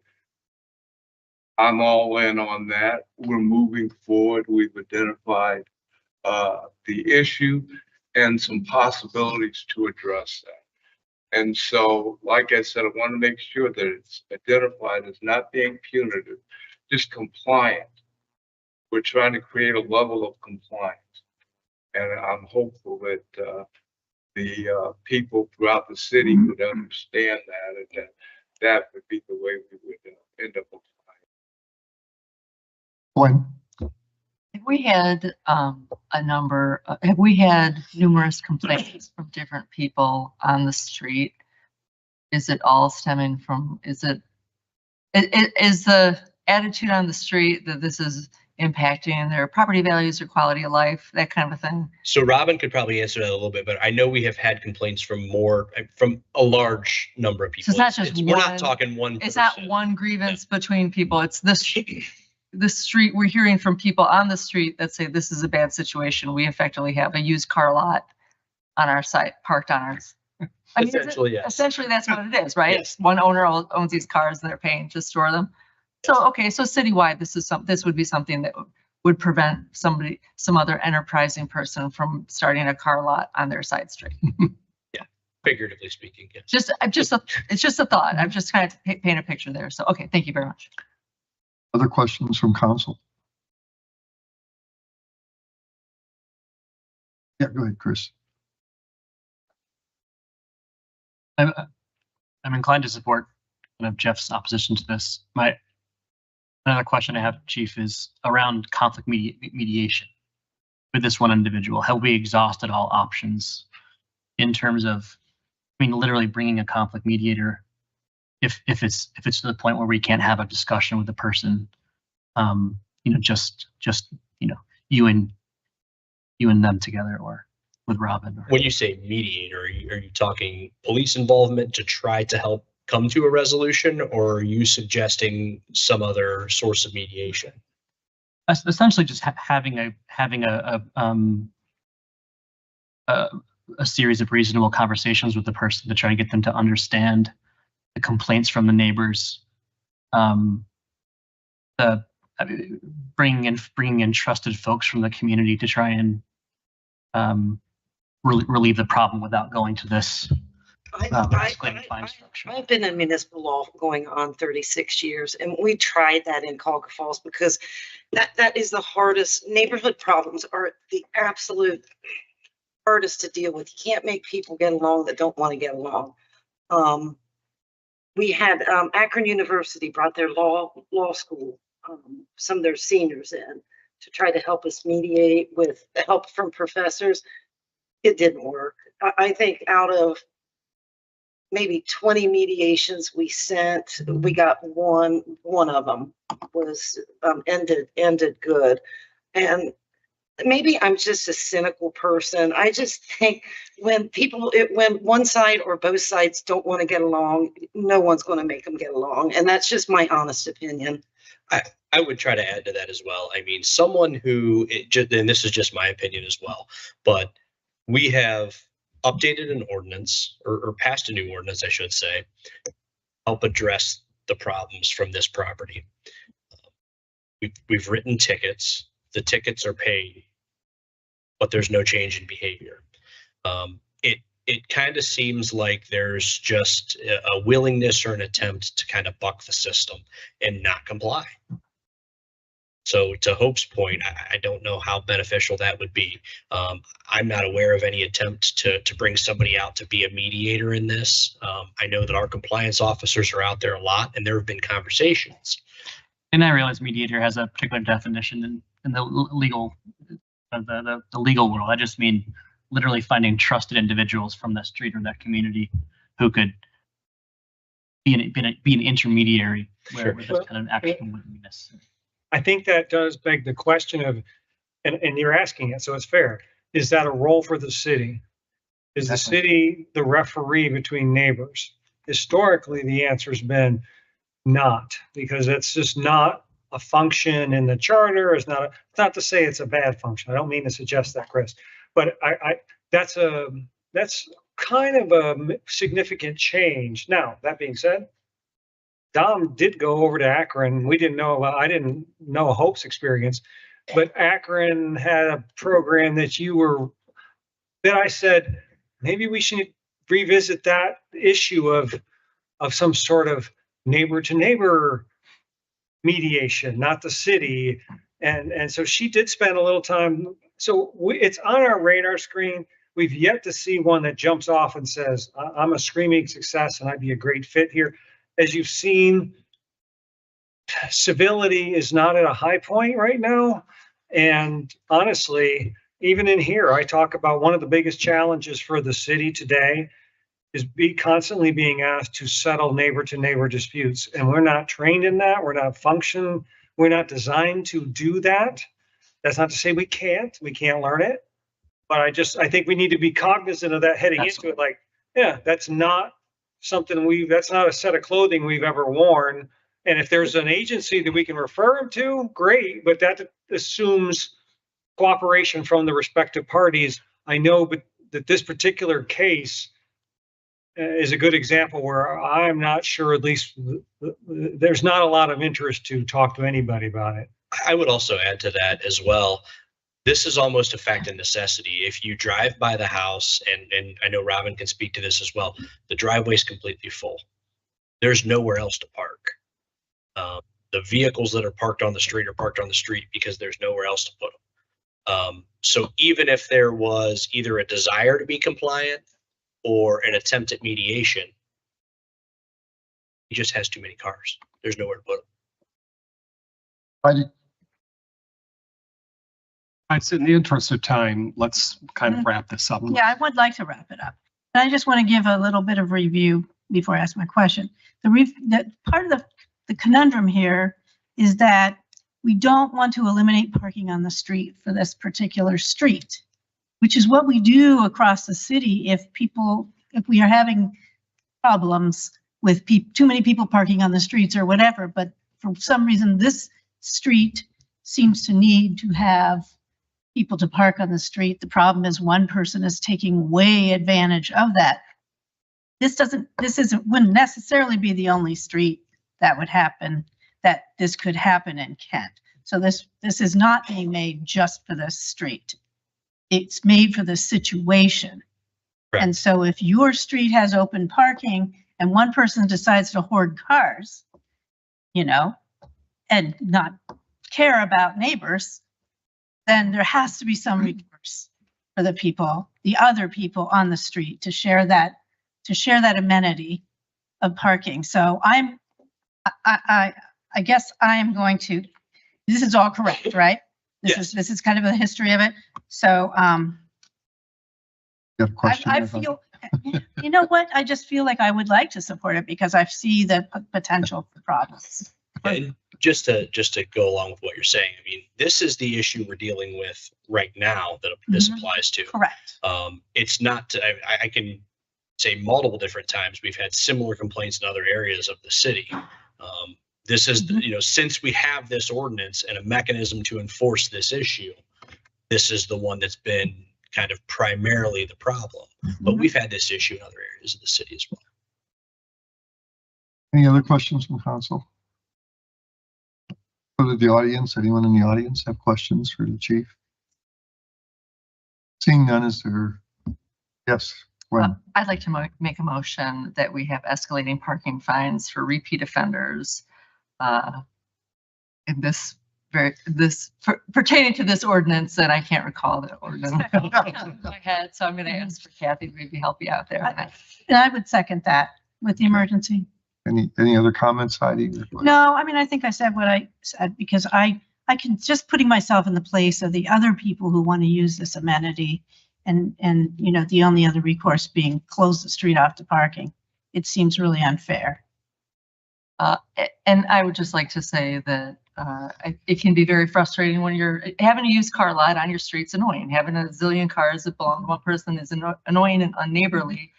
And we have made rules in the past. I can think of, running a large semi tractor trailer truck in your driveway. There have been rules that unfortunately came to council because one particular neighbor was being very unneighborly.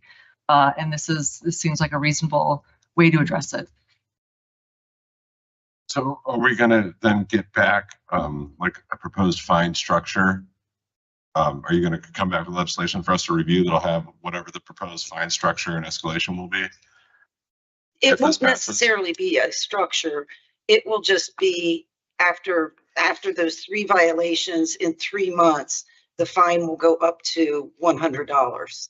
because it's right. Just to clarify, 3 or more in 3 3 or months. more. So the third violation will go up to $100 and any additional violation after that would remain at $100. No, once the 3-month period resets. Correct. Yeah, yeah. Well, yeah. Yes, I will be writing the ordinance, yes. Yeah, we'll have a chance to vote then on the ordinance. Yes, itself. sir. Yes.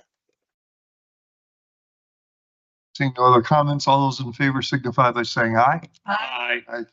Those opposed, same sign. Aye. Aye. Let's have a show of hands.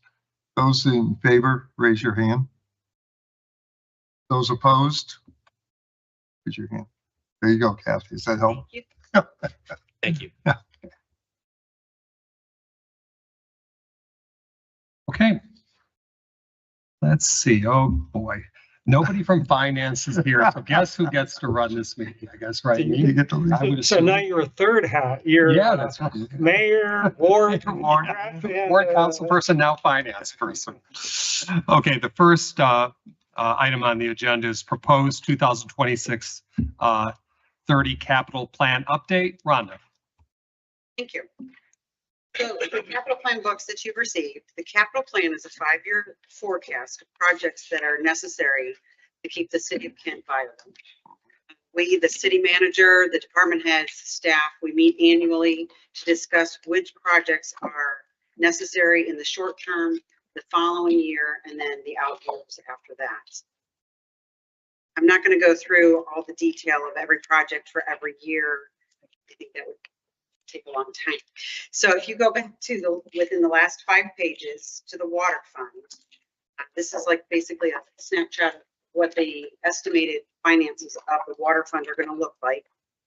We're anticipating that in 2026, we are going to start the year with $2.1 million for the water funds. Each year, we figure out what are the highest priority projects. And if there's not enough funding, we move those projects to out years. So one of the projects for the water fund that Jim had discussed is the wellfield development. That project had to be pushed to an out year of 2028, and it's because it's estimated at $2 million. And in order to get the higher priority items in next year's budget, we had to push it back. And so we actually pushed it back to 2028. For the sewer fund, we're looking to start the sewer fund next year, 2026, with almost $4 million. We are going to be issuing $9.6 million of debt loan to do the Headworks building. We are starting this year with actually more money than we've had before in previous years, because we've moved some of the projects to the ARPA funds. Using the ARPA funds, we've had other grants that we've received that were unexpected, or a lot of the bids are coming in lower than expected as well. I should probably repeat the introduction I usually do, which the short version is, the main focus of this is 2026. Yes. That's the one where we know enough to be able to dial it in and tell you where we're going to be, what we're going to spend, and what the drawdown is going to be. And it's not, we don't love seeing red for out years, but that's not atypical, because we're just not a wealthy enough city that has tons of money. So we show red, but then what? The next year we come back and it'll be green for the following year. The point is, we will do, you've seen, and I appreciate you making the comments about Jim, and he's not here, so I'm not saying it just because he'd hear it. Oh, he's right He's done a great job. Oh, he is there. I'm sorry. Oh, shoot, forget it. No, he's done a great job, as with others, but Jim has a particular knack for asking for money. I guess he's missed his calling. He's an engineer that has relationships that has helped us immensely. I just love that statistic. Out of a $20 million project, we're spending 1.8 of our money, and that's just, anybody would do backflips to have that kind of ratio. And that's not a one-off. That's like pretty much every one of our projects, and that includes the utility funds. So yes, there's some red. You should say, I don't like to see red, because we say that. But we will work it so that next year, and even if he has to shuffle projects because he didn't get enough external funding, then that's what we do. So that's kind of our commitment to you, that we will always balance our books. And for the first time in a long time, she just mentioned borrowing money. We're doing that because our debt capacity has, I hate to say this, it has capacity. We can borrow more. And there are times, as much as we like to go pay as you go, that's our preferred option. There are times when borrowing makes sense because of the infrastructure needs. So that's my caveat to start with. Focus on 2026. No, we'll work on 27, 28, 29, et cetera, each of those years as they inch their way closer. And when you see the red at the bottom, that means that the fund balance has gone below 25% of total expenditures. So we're trying to, our fund balance policy is to keep at least 25% or more available for future years. So when you see that in red, that means we're going below that level. So for the stormwater fund, we're starting the year with about 1.8 million. This fund doesn't have as many projects that are as high priority as the water sewer fund. So you'll see that it has a lower number of projects. And again, this year, we're not anticipating any rate increase to be discussed for the stormwater fund. Solid waste. This was added last year in 2024. The fund has usually been subsidized by the capital funds, and that is used to cover any equipment that we've had, like the leaf trucks. I think that this fund was underutilized or wasn't utilized in the past due to the lawsuits that we had in years back. All enterprise funds are supposed to be self-sustaining. So, and based on, that's based on the government accounting standards and also the Blue Ribbon panel that had suggested that as well. You'll see that we're potentially discussing a rate increase at some point, because in the out years, starting in 2027, we are going to be dipping below the fund balance policy. Again, when we get to 2027, we will look to see if we've got enough money and how much money is in that fund and what, how to handle that, and most likely move some of those projects or the purchases to either a different fund or move it to an out year. Can you remind everyone what's charged to the solid waste fund? What comes out of that? It's oh goodness, it's $2.88 per household. It used to be called recycling, but we changed it to the solid waste. And so spring cleanup. Spring cleanup. Oh my gosh, I'm trying to do it.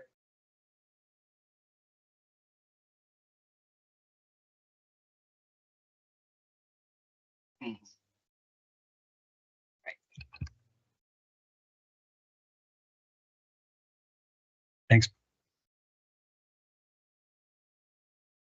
And then on the last page, you have our largest. And this is a combination of the general fund, the income tax fund, street construction maintenance repair fund, income tax safety fund, and fire EMS, and also capital improvement funds.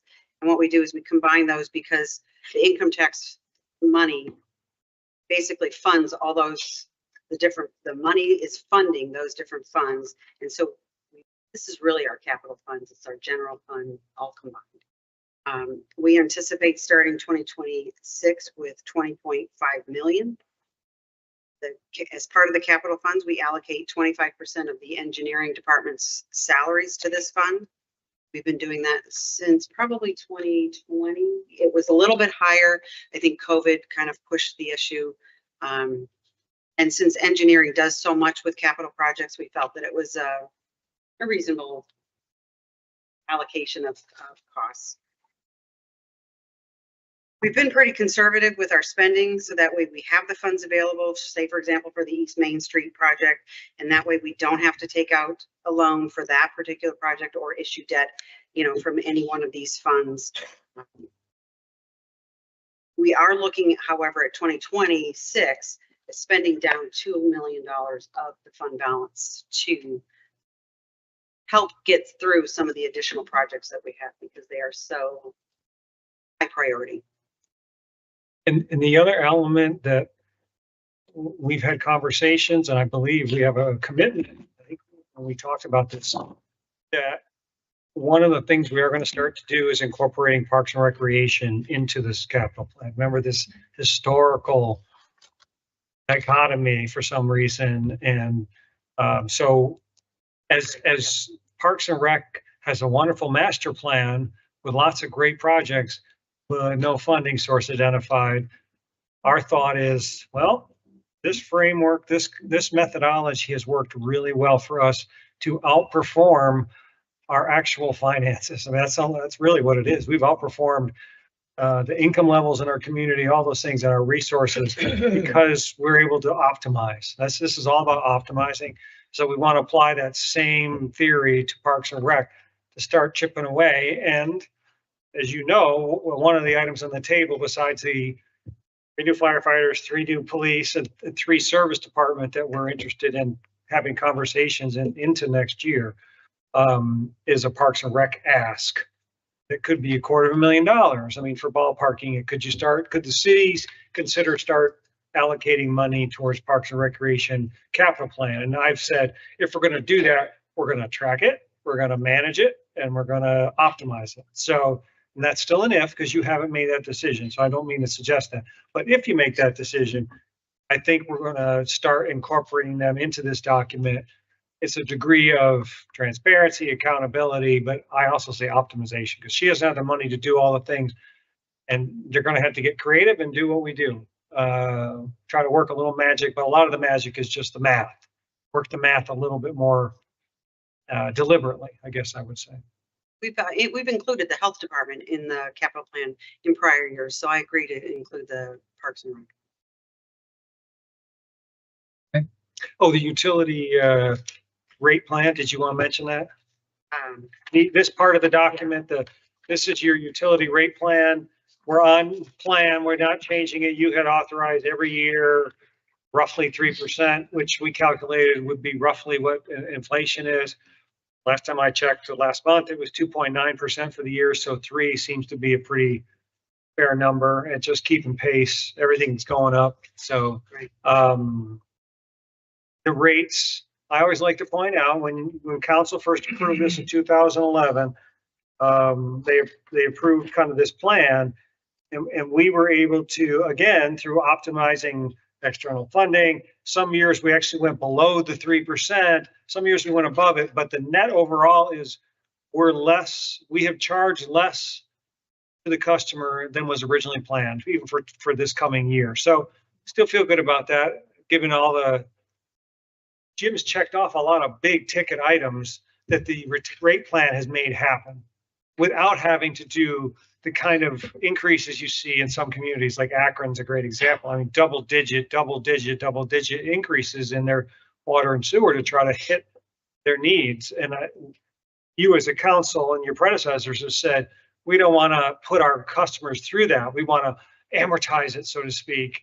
And yeah, there'll be a little bit of rate increase every year, and that's going to take away the highs and the lows. So the plan seems to be working. We work the plan the work. But it's on plan for this year with 3%. Any questions for Rhonda? Anybody from the audience? Back to council. Move to approve with emergency. Second. Comments? It's an outstanding job by city staff. I remember sitting at the meeting. I guess it would have been, what year was it? It was a very dark and serious, probably the most serious council meeting I've ever attended, going over this stabilization plan, because it was pre-COVID, it was pre-ARPA money, and there was grave concerns that we would be in serious financial danger because of the amount of work that needed to be done. So the fact that city administration and all those who participated were able to not just protect our residents from spiking, water rates, but also to use the opportunity out of COVID and some of these other places to grab that ARPA money and immediately apply it to this, saving our residents. Who even knows how much? Thank you. Well done. Any other comments? Roger? Yeah, and I would also say that I think that the complexity and the intricacies of the raising of the money via, Jim's efforts and the whole staff pulling together and trying to work together to create a yearly budget and understanding where needs are and everything. I think it escapes the average citizen, I'm sure, of the amount of time and effort it takes to get to that point. But the fact that we do have a balanced budget and we do do things that other communities can't do because of, like you said, the magic in the numbers are the actual details, the actual hard work details. And I think it goes unnoticed because things just kind of magically happen. So I appreciate it because I get it and I understand it and I appreciate your efforts in keeping us all in line. Okay, so we have a, Something to say. okay, Heidi. Yeah. So it's my day job where I get to look at other communities' capital plans. And I always think, oh my God, we are so far out ahead, at least for communities of our size and smaller, that, that we have this outlook. We are able to change it as we go by getting grant funding or what have you, or just saying, well, this has become a higher priority. This is a work of art. And I'm always proud to look at it. At first, it's hard to focus your eyes, but then you get it. And it's this living, working document that really is a wonderful guide. Okay. Yeah. Roger. I know we have time, but no one can say if they understand what we're just looking at, that things have not been done strategically, that this doesn't happen, without forethought. It doesn't happen without the leadership of our administration. It does not happen without the ability to pull all of these things together and make it happen over a period of time. And I think that it just reaffirms the whole concept. I think, yes, decisions are made with a strategic bent to them. I appreciate those efforts. Oh, one last thing. I appreciated the Parks and Rec being thrown in today. I think that's very important for this community, I believe. Okay, let's vote on the motion. All those in favor? Aye. Opposed? Okay, passes. Thank you. Thanks, Rhonda. Okay, the next item on the agenda, Kent Social Service Emergency Grant Consideration. Bridget?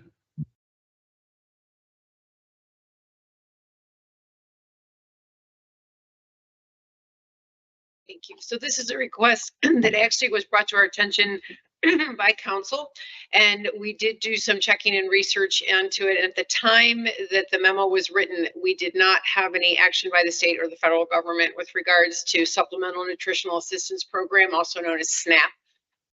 So I did reach out to Kent Social Services. They had seen interviews for food assistance increase double last week, and that has continued. And while the governor did pass an executive order authorizing supplemental funds to be used to provide SNAP, and the federal government has provided partial assistance, $3,000 still would likely go a long way, even though SNAP is their cost of living expenses has gone up. So it is up to council. This is up to your purview. But when I spoke to Mark Weiss, the director over there, 3,000 would go a long way. So direct administration as you see fit. Thank you. Questions from council? Anybody from the audience? Back to council. I'll move to approve with emergency. Second. Okay, comments? Yeah, it sounds like I just want to make a comment that it sounds like we're being very proactive here, and that we didn't wait for somebody to come begging us. We reached out, and I'm really proud of that. Jeff? I just want to say that everybody deserves the right to food. So it's just as simple as that. Okay, thank you. All those in favor? Aye. Opposed? Thank you, Bruce. Thank you very much. Resolution requesting transfer of taxes from Portage County. Rhonda? Back. So this is another housekeeping item that we do every year. The city is permitted per section 321.34 of the Ohio Revised Code to request the county to advance us property taxes 4 to 6 weeks in advance of our actual settlements, which are usually February and then say September. So this way, as the county collects the money, they will send it to us in advance, but we have to do this in order to get that. Questions from council? Anybody from the audience? Back to council. Move to approve with the emergency clause. Second. Second. Comments? All those in favor? Opposed? Thank you, Brenda. She's up again here with 2025 budget appropriations amendments. This is, I have given everybody a revised sheet. I inadvertently left the last item off. But this is a revised or a budget amendment number 6 for the year. We will have one more in December, which is the cleanup ordinance. But this one has a few items that have been requested for the last couple months. Questions from council? From the audience? Back to council. Move to authorize with the emergency clause. Second. Okay. Comments? All those in favor? Aye. Opposed? Thank you. Thank you. Melanie, auction and disposal of city vehicles. Good evening. This is just our typical request. We do this about every 2 years when we have our larger pieces of equipment that need to be disposed of. You did receive a list. It contains approximately 8 items. 6 of those are vehicles with various equipment, such as leaf collectors, plows, V-boxes, etc., an Aquatech for our sewer vehicle, and a fire pumper. These vehicles have been replaced with capital items from 2023 and 2024 that took well over a year and a half to receive and put into inventory as well. Some of these items are still under capital purchase for this year. We will be utilizing Edinburgh Auctions, which we currently work with for in-person as well as online sales for the disposal of the central maintenance and vehicle maintenance items. And the fire department will be using an online government auction site, either GovDeals and or Garage. I respectfully request the approval to get rid of these items with the emergency clause. Thank you. Questions from council? Questions from the audience? Back to council. Move to approve with emergency. Second. Comments? All those in favor? Aye. Opposed? Thank you. Okay, Health and Public Safety Committee. That's me too. All right. So, the first item, new public safety video technology contract. Chief Sheriff. Yeah, this is the item that's bounced around from council a couple times now, and I don't believe we have anything new to report. I think the technology, the value of the technology has been stated, and you can do your research on that. I don't think that was even the issue when council kind of deferred it. It was not the value of the technology. It was the flip side of it. Is there a risk? Are there safeguards that can prevent the inappropriate use of that technology? And that's not really something we can speak much more to. I can speak a little bit. All right. on it. All right. Well, So I have to thank Rhonda. So okay. some of the things that come up with this are oddly enough related to accounting firms. So what I learned today, and I had looked at this in the past, but the company has what is called SOC2 and SOC3 compliance, which is an independent audit done by an accounting firm. And I know that sounds weird. We're talking about data integrity, data security. I think it's done by an accounting firm because they do audits in general, but they do audit the data integrity, data security, and privacy concerns associated with tech companies. And what we have found is that, like I said, they do have full SOC2 and SOC3 compliance. So because this is an accounting thing, that's why I have to thank Rhonda, because this is done more in the accounting world. I had to call Rhonda and say, what does this mean to you? So I could speak a little bit better about it. So what I've learned through research and talking to Rhonda is SOC audits are not required. There's something that a corporation has to take upon themselves to request and pay for. They're not required. Companies who take these steps are demonstrating a willingness to have a third party accounting firm perform an audit on their internal controls to show their highest level of data security and integrity. Companies who take this step are generally viewed as more reliable. These audits and overall compliance prove that the data exchange between Flock and the city of Kent are secure, and Flock is not providing our data to any other organization. These compliance reports show that the only way for another organization to get our data is for us to willingly share our data with those organizations.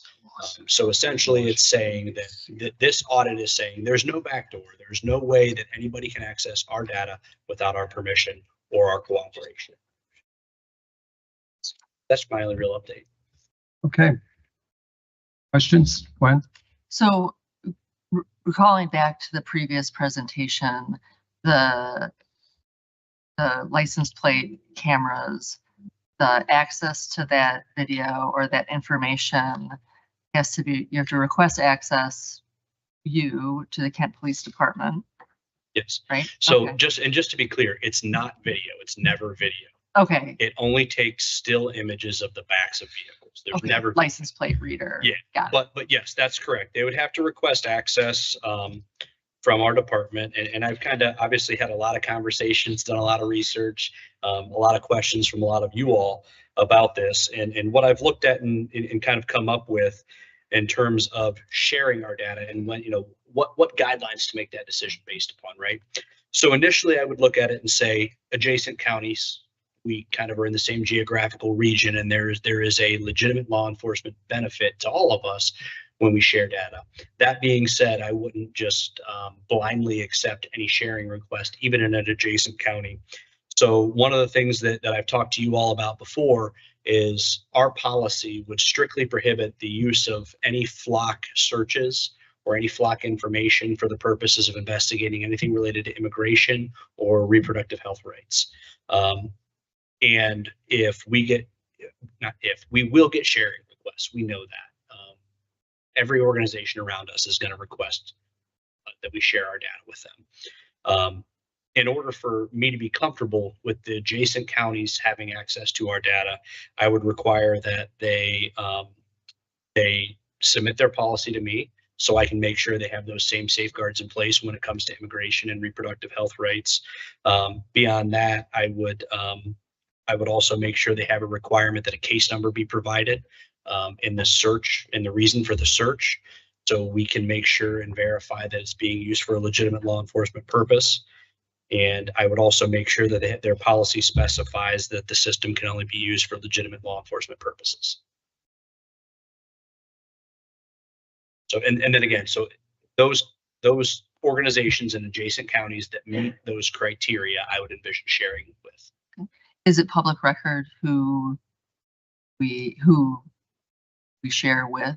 Yes, it would be public record, and beyond that, they actually have the ability, they call it the transparency portal, that we can link directly on our website that would contain that information. And I would say we would link that on our website, so anybody could see it at any time. They don't even have to make a request. We would provide that on our website. Other questions? I'm no expert here, but I just got a text from our IT director. He's not here, is he? But I feel like I should say it. He says, so this is from Nick Cecil, our IT. He says, that's not a fully accurate representation of SOC2. That is actually an IT compliance standard for data storage and utilization.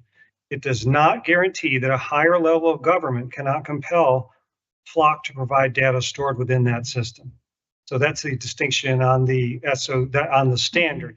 That doesn't address, he's going to have his policies, et cetera. They're two separate issues. I just want to be clear on by quoting that standard, that Flock meets that standard, that is not a safeguard for the concerns that some of you have raised previously. That's all I want to be clear on. I apologize. That was the conversation that Rhonda and I had, because I didn't know what it meant. That's, being an accounting thing, I called Rhonda and she's like, that's what that means. So Heidi? Yeah, so,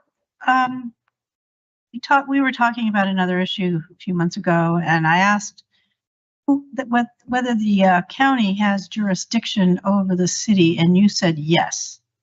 No, they don't have jurisdiction over the city in terms of being able to dictate what we do or how we do anything. They have jurisdiction in the city because we are in Portage County. So they can come in here and enforce things, but they don't have the authority to tell us you're sharing this with us. We can tell them no. And is the state able to make these requests? No. Attorney General. Anybody can request that we share our data with them. They can't compel us to do it.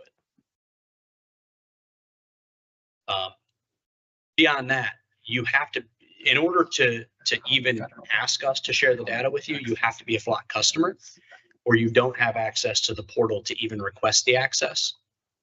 And the State Highway Patrol, I don't believe is a Flock customer, and neither is Portage County. Neither is Portage County Sheriff's Office. They're not Flock customers. Okay. Other questions? Chris? Yeah, I wasn't in council for the original presentation. Could you just restate why now? Just looking at some of the data, it doesn't seem like any one aspect of crime is ramping up significantly.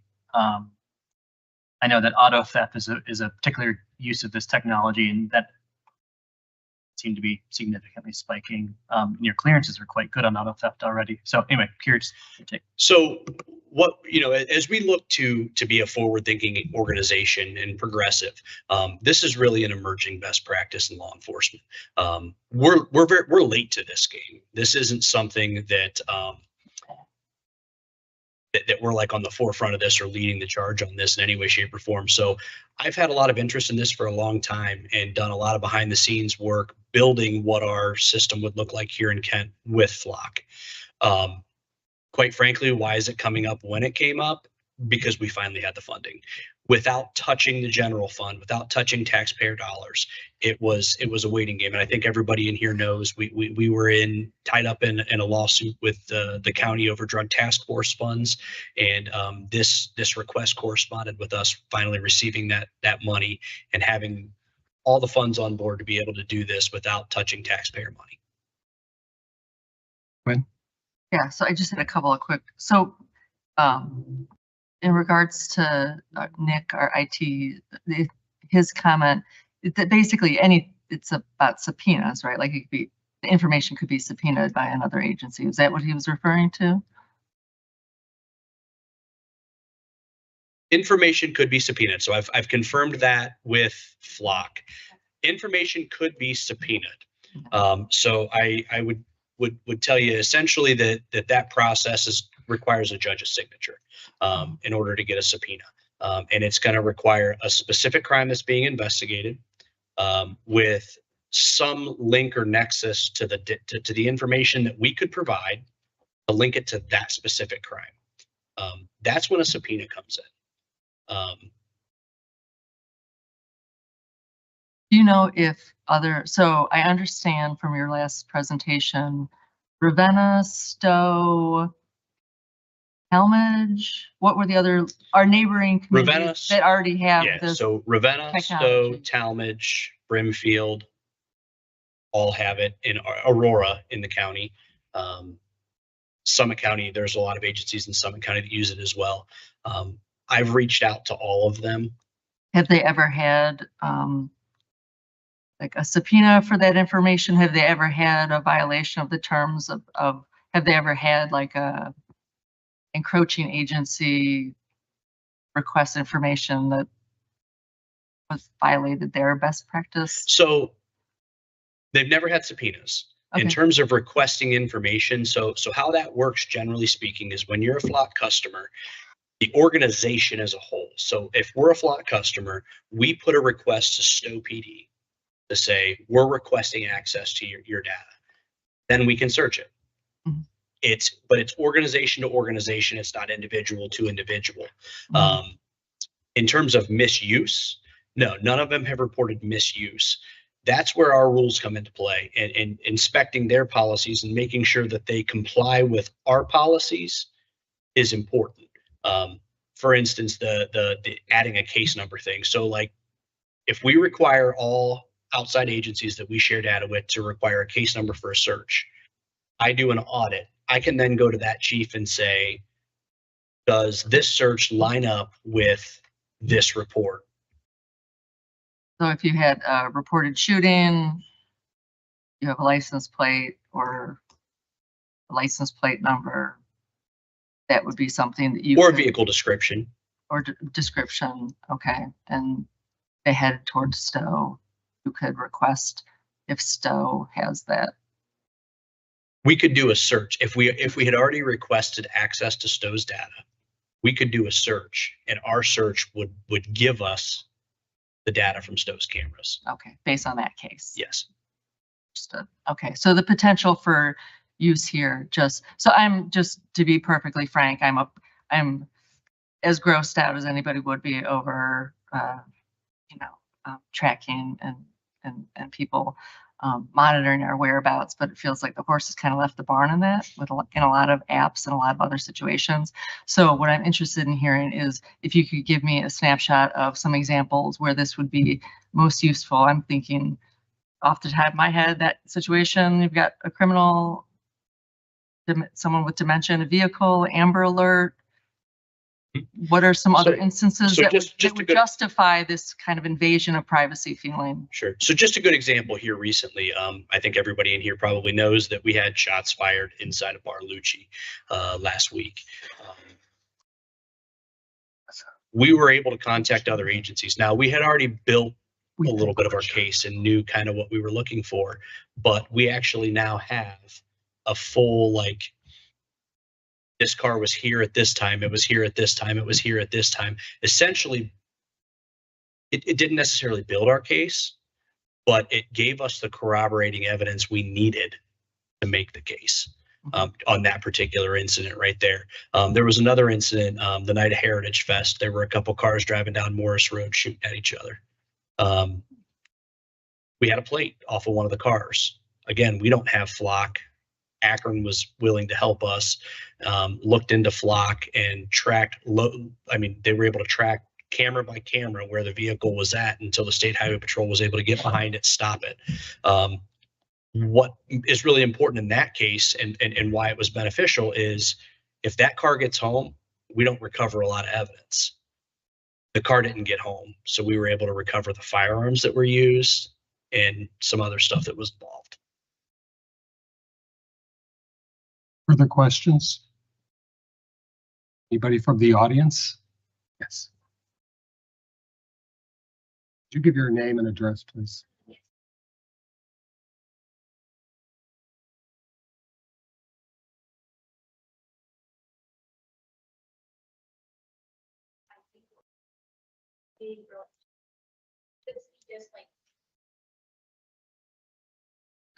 So that's what I would say, kind of those guidelines that I initially gave. And if council wants to have more input or authority over that, I'm not opposed.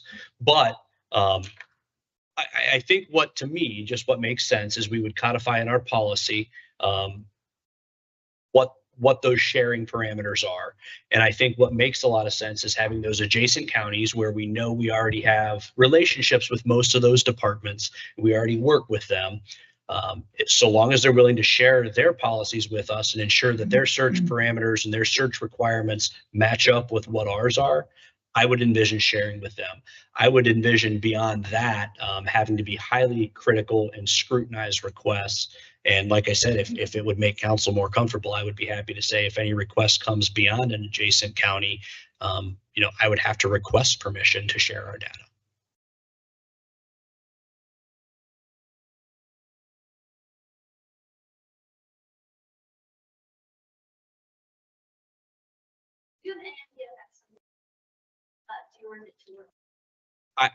It's not too early to call. We would not do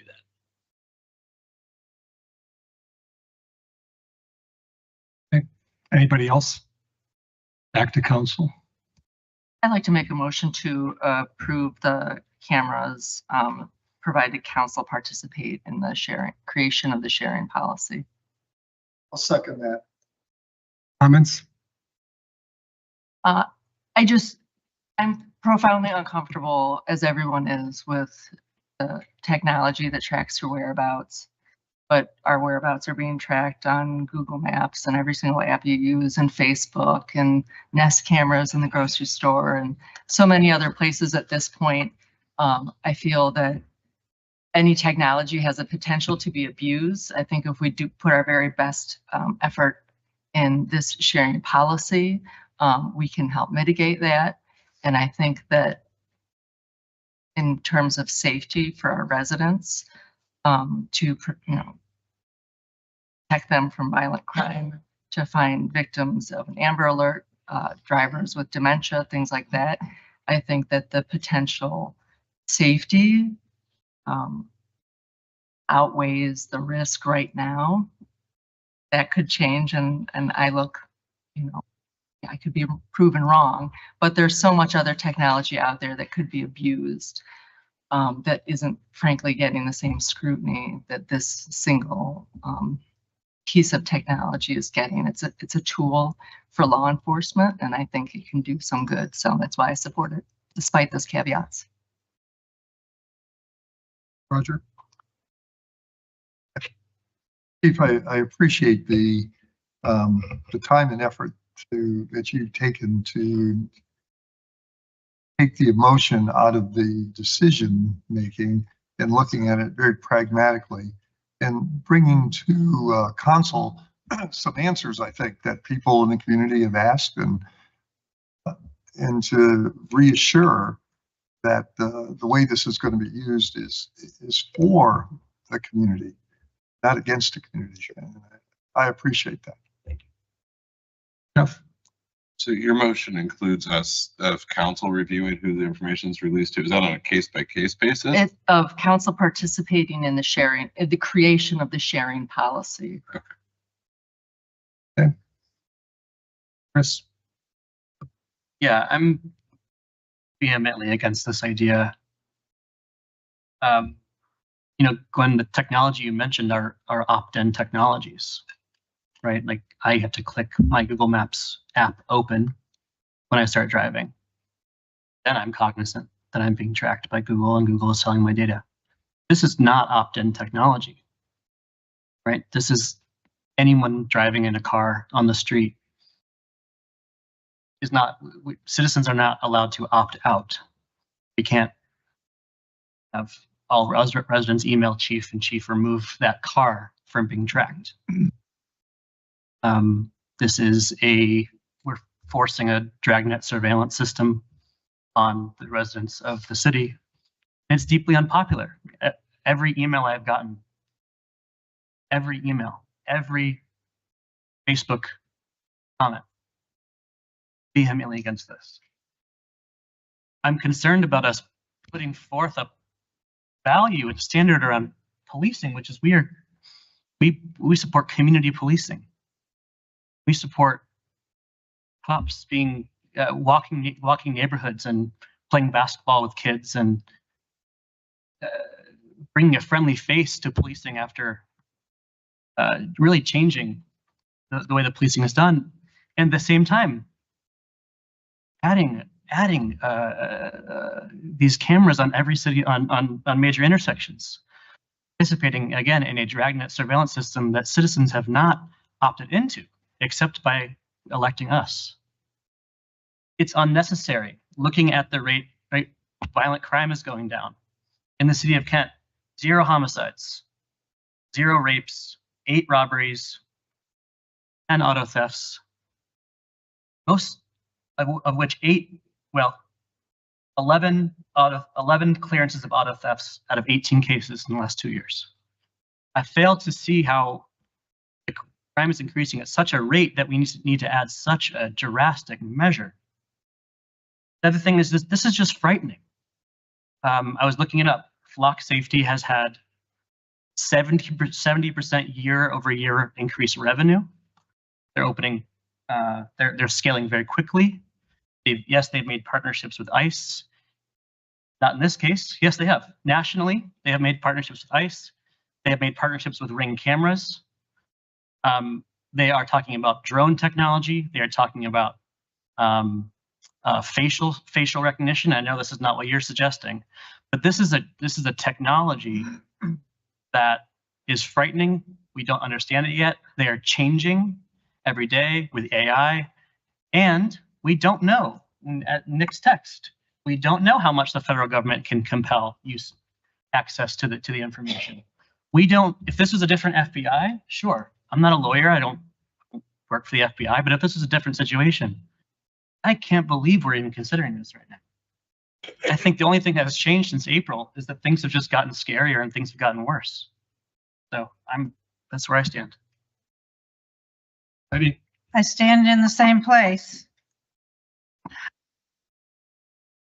I don't see an improvement in what's happening right now in our country. Fortunately, we have not had any incidents here in Kent, to my knowledge. However,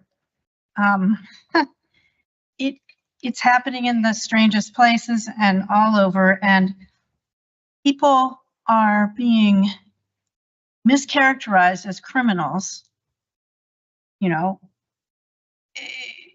when the only crime they have committed is having brown skin. And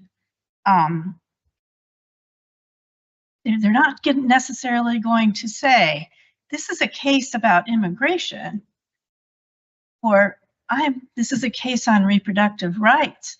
I think it's going to be really difficult to screen with with the nefarious intentions going on right now.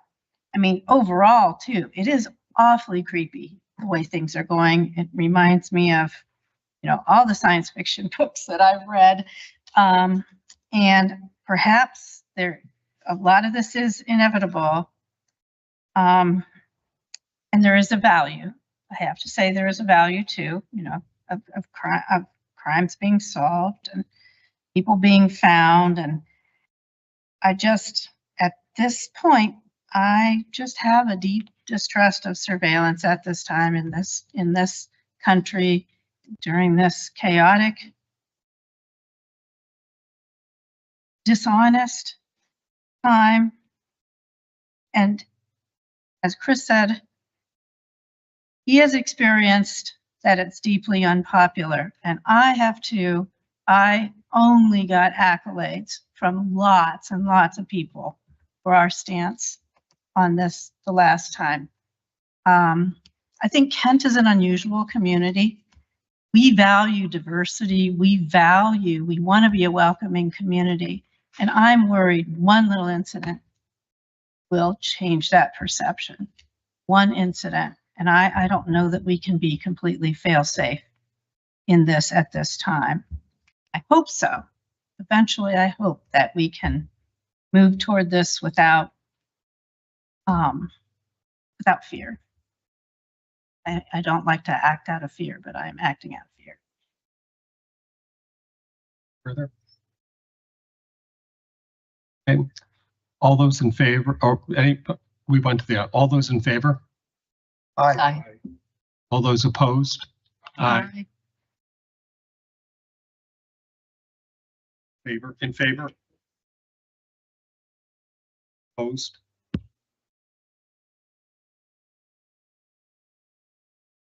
All right.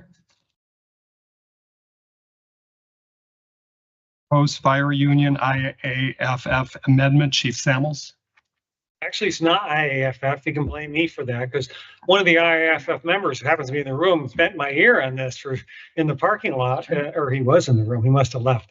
But it is, it turns out it's something the chief they've been talking to the chief about, they've been talking to me about. It's a staffing, a change in the residency requirement, which is not the IAFF contract. It's actually, I guess by ordinance. Yes. It's by ordinance. So chief's got, you know, we're trying to change with the times a little bit as we've, there's no PowerPoint to this. What is this? This is not a PowerPoint. Okay. I'm teasing, but I think it's pretty straightforward. I mean, it's on my last PowerPoint. Yeah, go ahead. It was no good. It went out. So Anyways.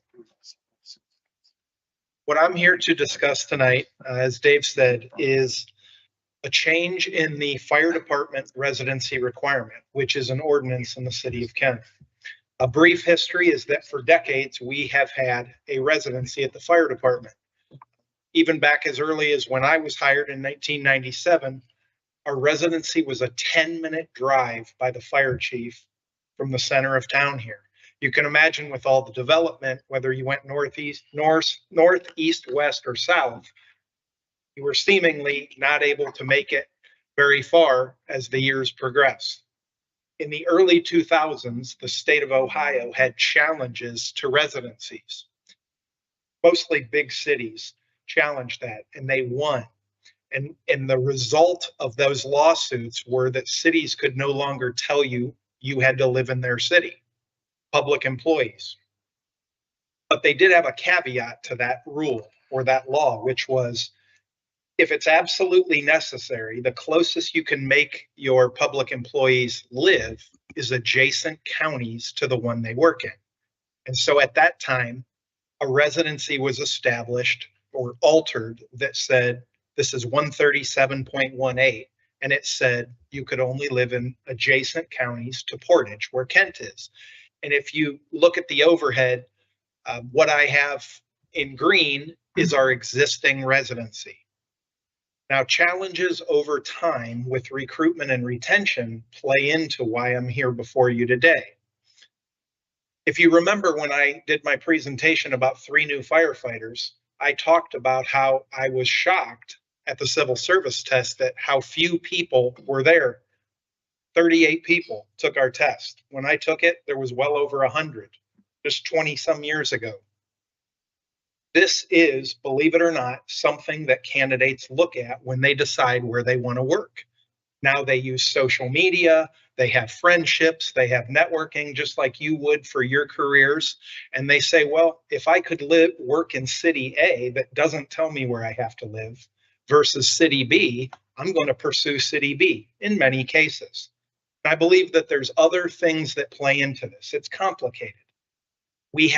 We're on the lower end of daily staffing for a small department, but we're very busy. And that cocktail of lower staffing and busy call volume leads to us relying on our off-duty staff to help us answer all our calls. So we have what I would call is a successful callback program. It means our firefighters are off duty and many of them choose to live close knowing I'm going to come in and help because I've been at work when it's been super busy or we've had a fire. And I know when I see a small army of guys that I work with coming in on the backup truck, that's a sign that things are going to be all right. So we do have a successful program, but I believe that that callback program is largely centered around culture. It's the culture of being a Kent fireman and what that means. And that has nothing to do with the boundary you're looking at. I intend to keep pushing that culture, to make our candidates feel that they want to be part of something special here. But what I also have to do is balance the needs of recruiting the best possible candidates, as well as not losing some of the best firemen around. I can tell you just in my career, 3 firefighters, good firefighters with good reputations, left the City of Kent Fire Department solely because of the residency. They chose to move to a city that they all moved to another fire department, and all those cities they moved to did not have a residency, and that was the reason they left. Now, as the newer fire chief, it's my job to be responsive and flexible to the market conditions. If I want to be a good chief that draws candidates into what I believe is the best fire department around here, I have to be able to see these things and not be driven by history to the point that it cripples me. Do we need a residency?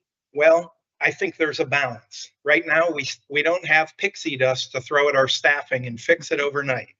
And as a result, we need to take a very methodical and calculated approach. I want to expand the residency to the yellow section, which essentially would be all the counties touching our current residency. By doing that, we would go from 7, if my counting was right, to about 16 counties. That would more than double our residency. That expansive approach to our residency would now open the gates to a lot more candidates that might consider being Kent firefighters. And people that are currently great Kent firefighters might not consider leaving. We do have one person that is potentially thinking about relocating to one of the counties that would be in the new residency. Somebody is probably even, it's literally like exit stage left for me. I'm sorry. Speaking of technology, right? If it's not my computer, it's my watch. So I wanted this picture up here of the counties because I think rather than me explaining it all to you, visually, you can see what I'd like to do. By amending this, I've worked with Dave, I've worked with Hope, and I've spoken with the fire union. Even though this isn't a city ordinance, it's not part of the union contract, it was important to me that the firefighters believe in this. They do. Although firefighters in a general sense don't want a residency, and I don't want to have a reason to need a residency, because that's a sign that our staffing issues long-term would be resolved. I think that this is a balanced approach. It's responsible because it doesn't tell you if I need to mandate someone in due to multiple injuries or call-offs, that they're going to tell me they're driving from Hamilton County to get there. You know, I'll be there in 3.5 hours. So it's responsible. And yet it is balancing drawing in the best candidates.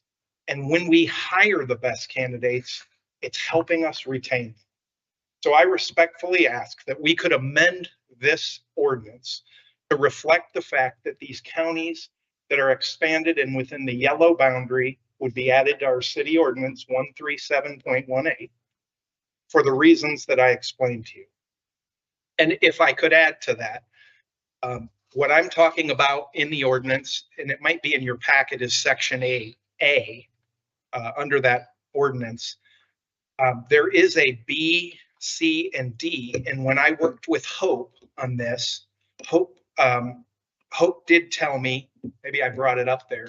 Hope told me that there was some kind of old and outdated additional language that she wanted to do some housekeeping on, and I want to defer her any comments on that to her.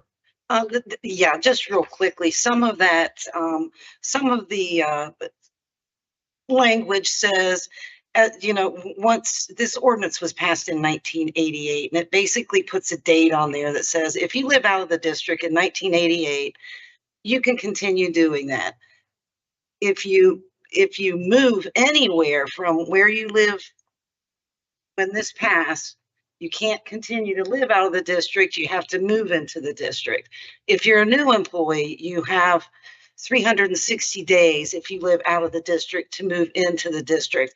I want to keep some of that language, but I also want to clean up some of the other language that I think historically is not necessary now, because all of our guys live in our district. So there's just some language there that's unnecessary at this point.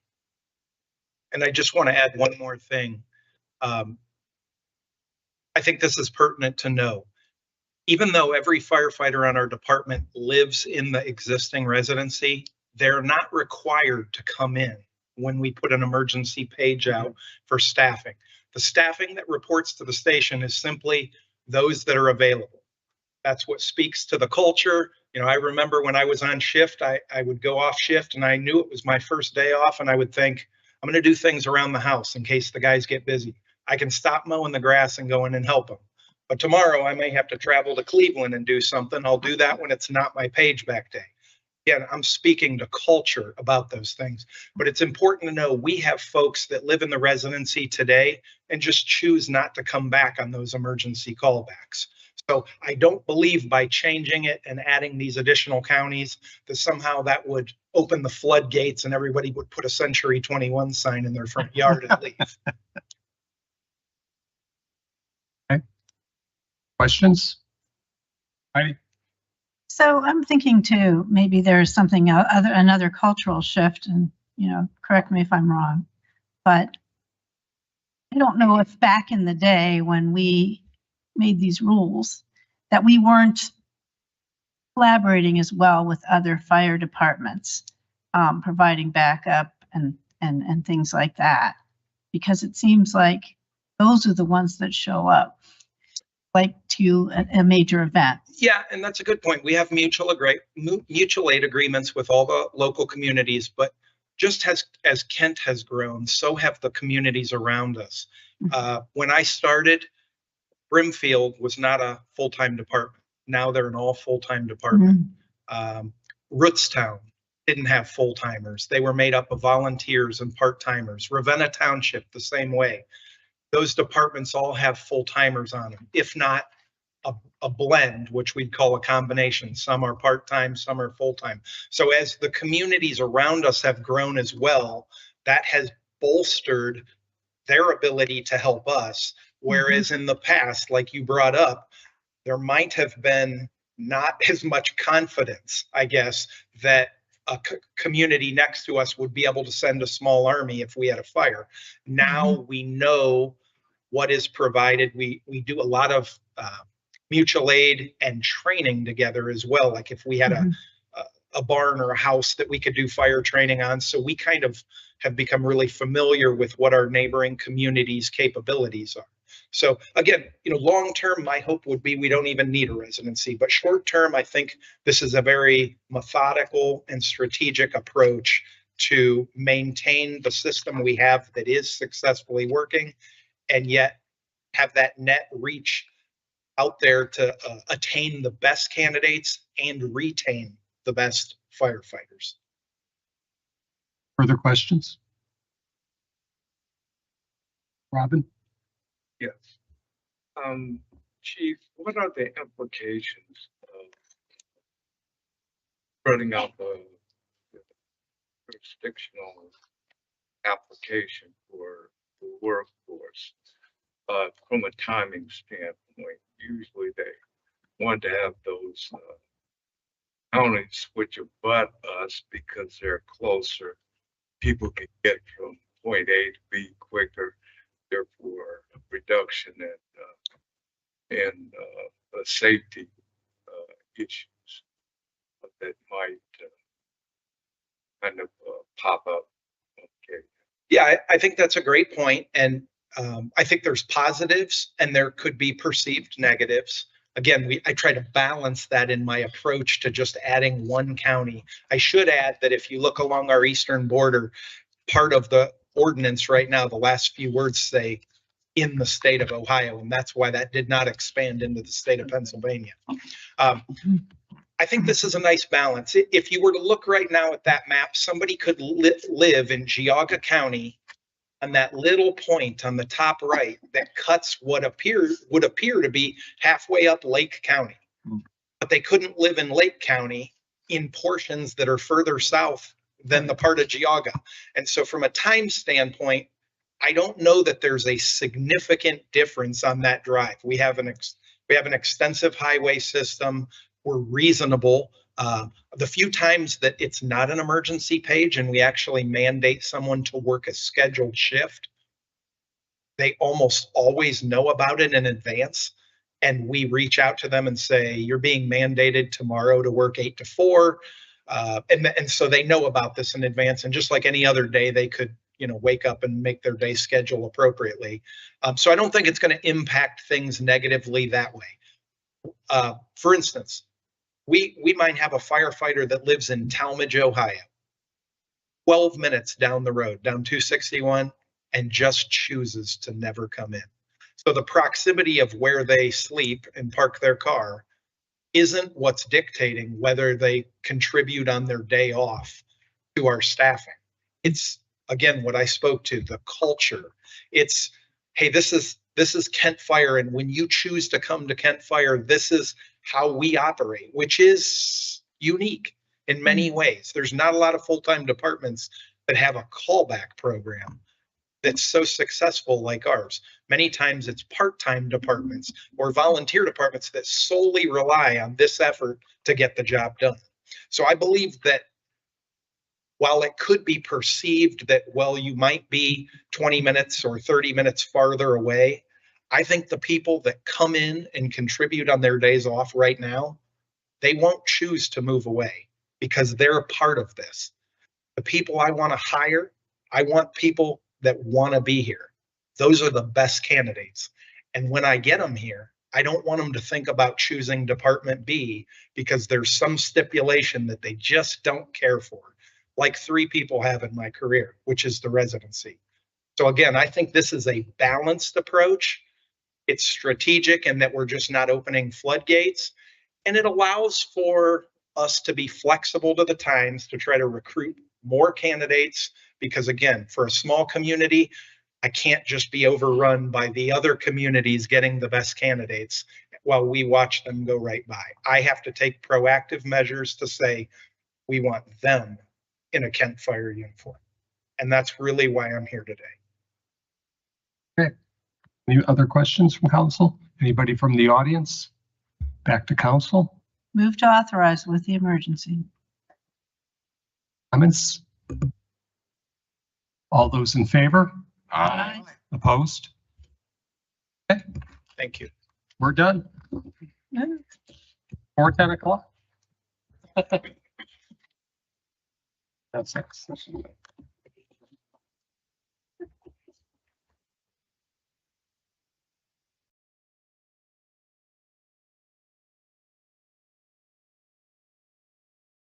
Right. Yeah, that's right.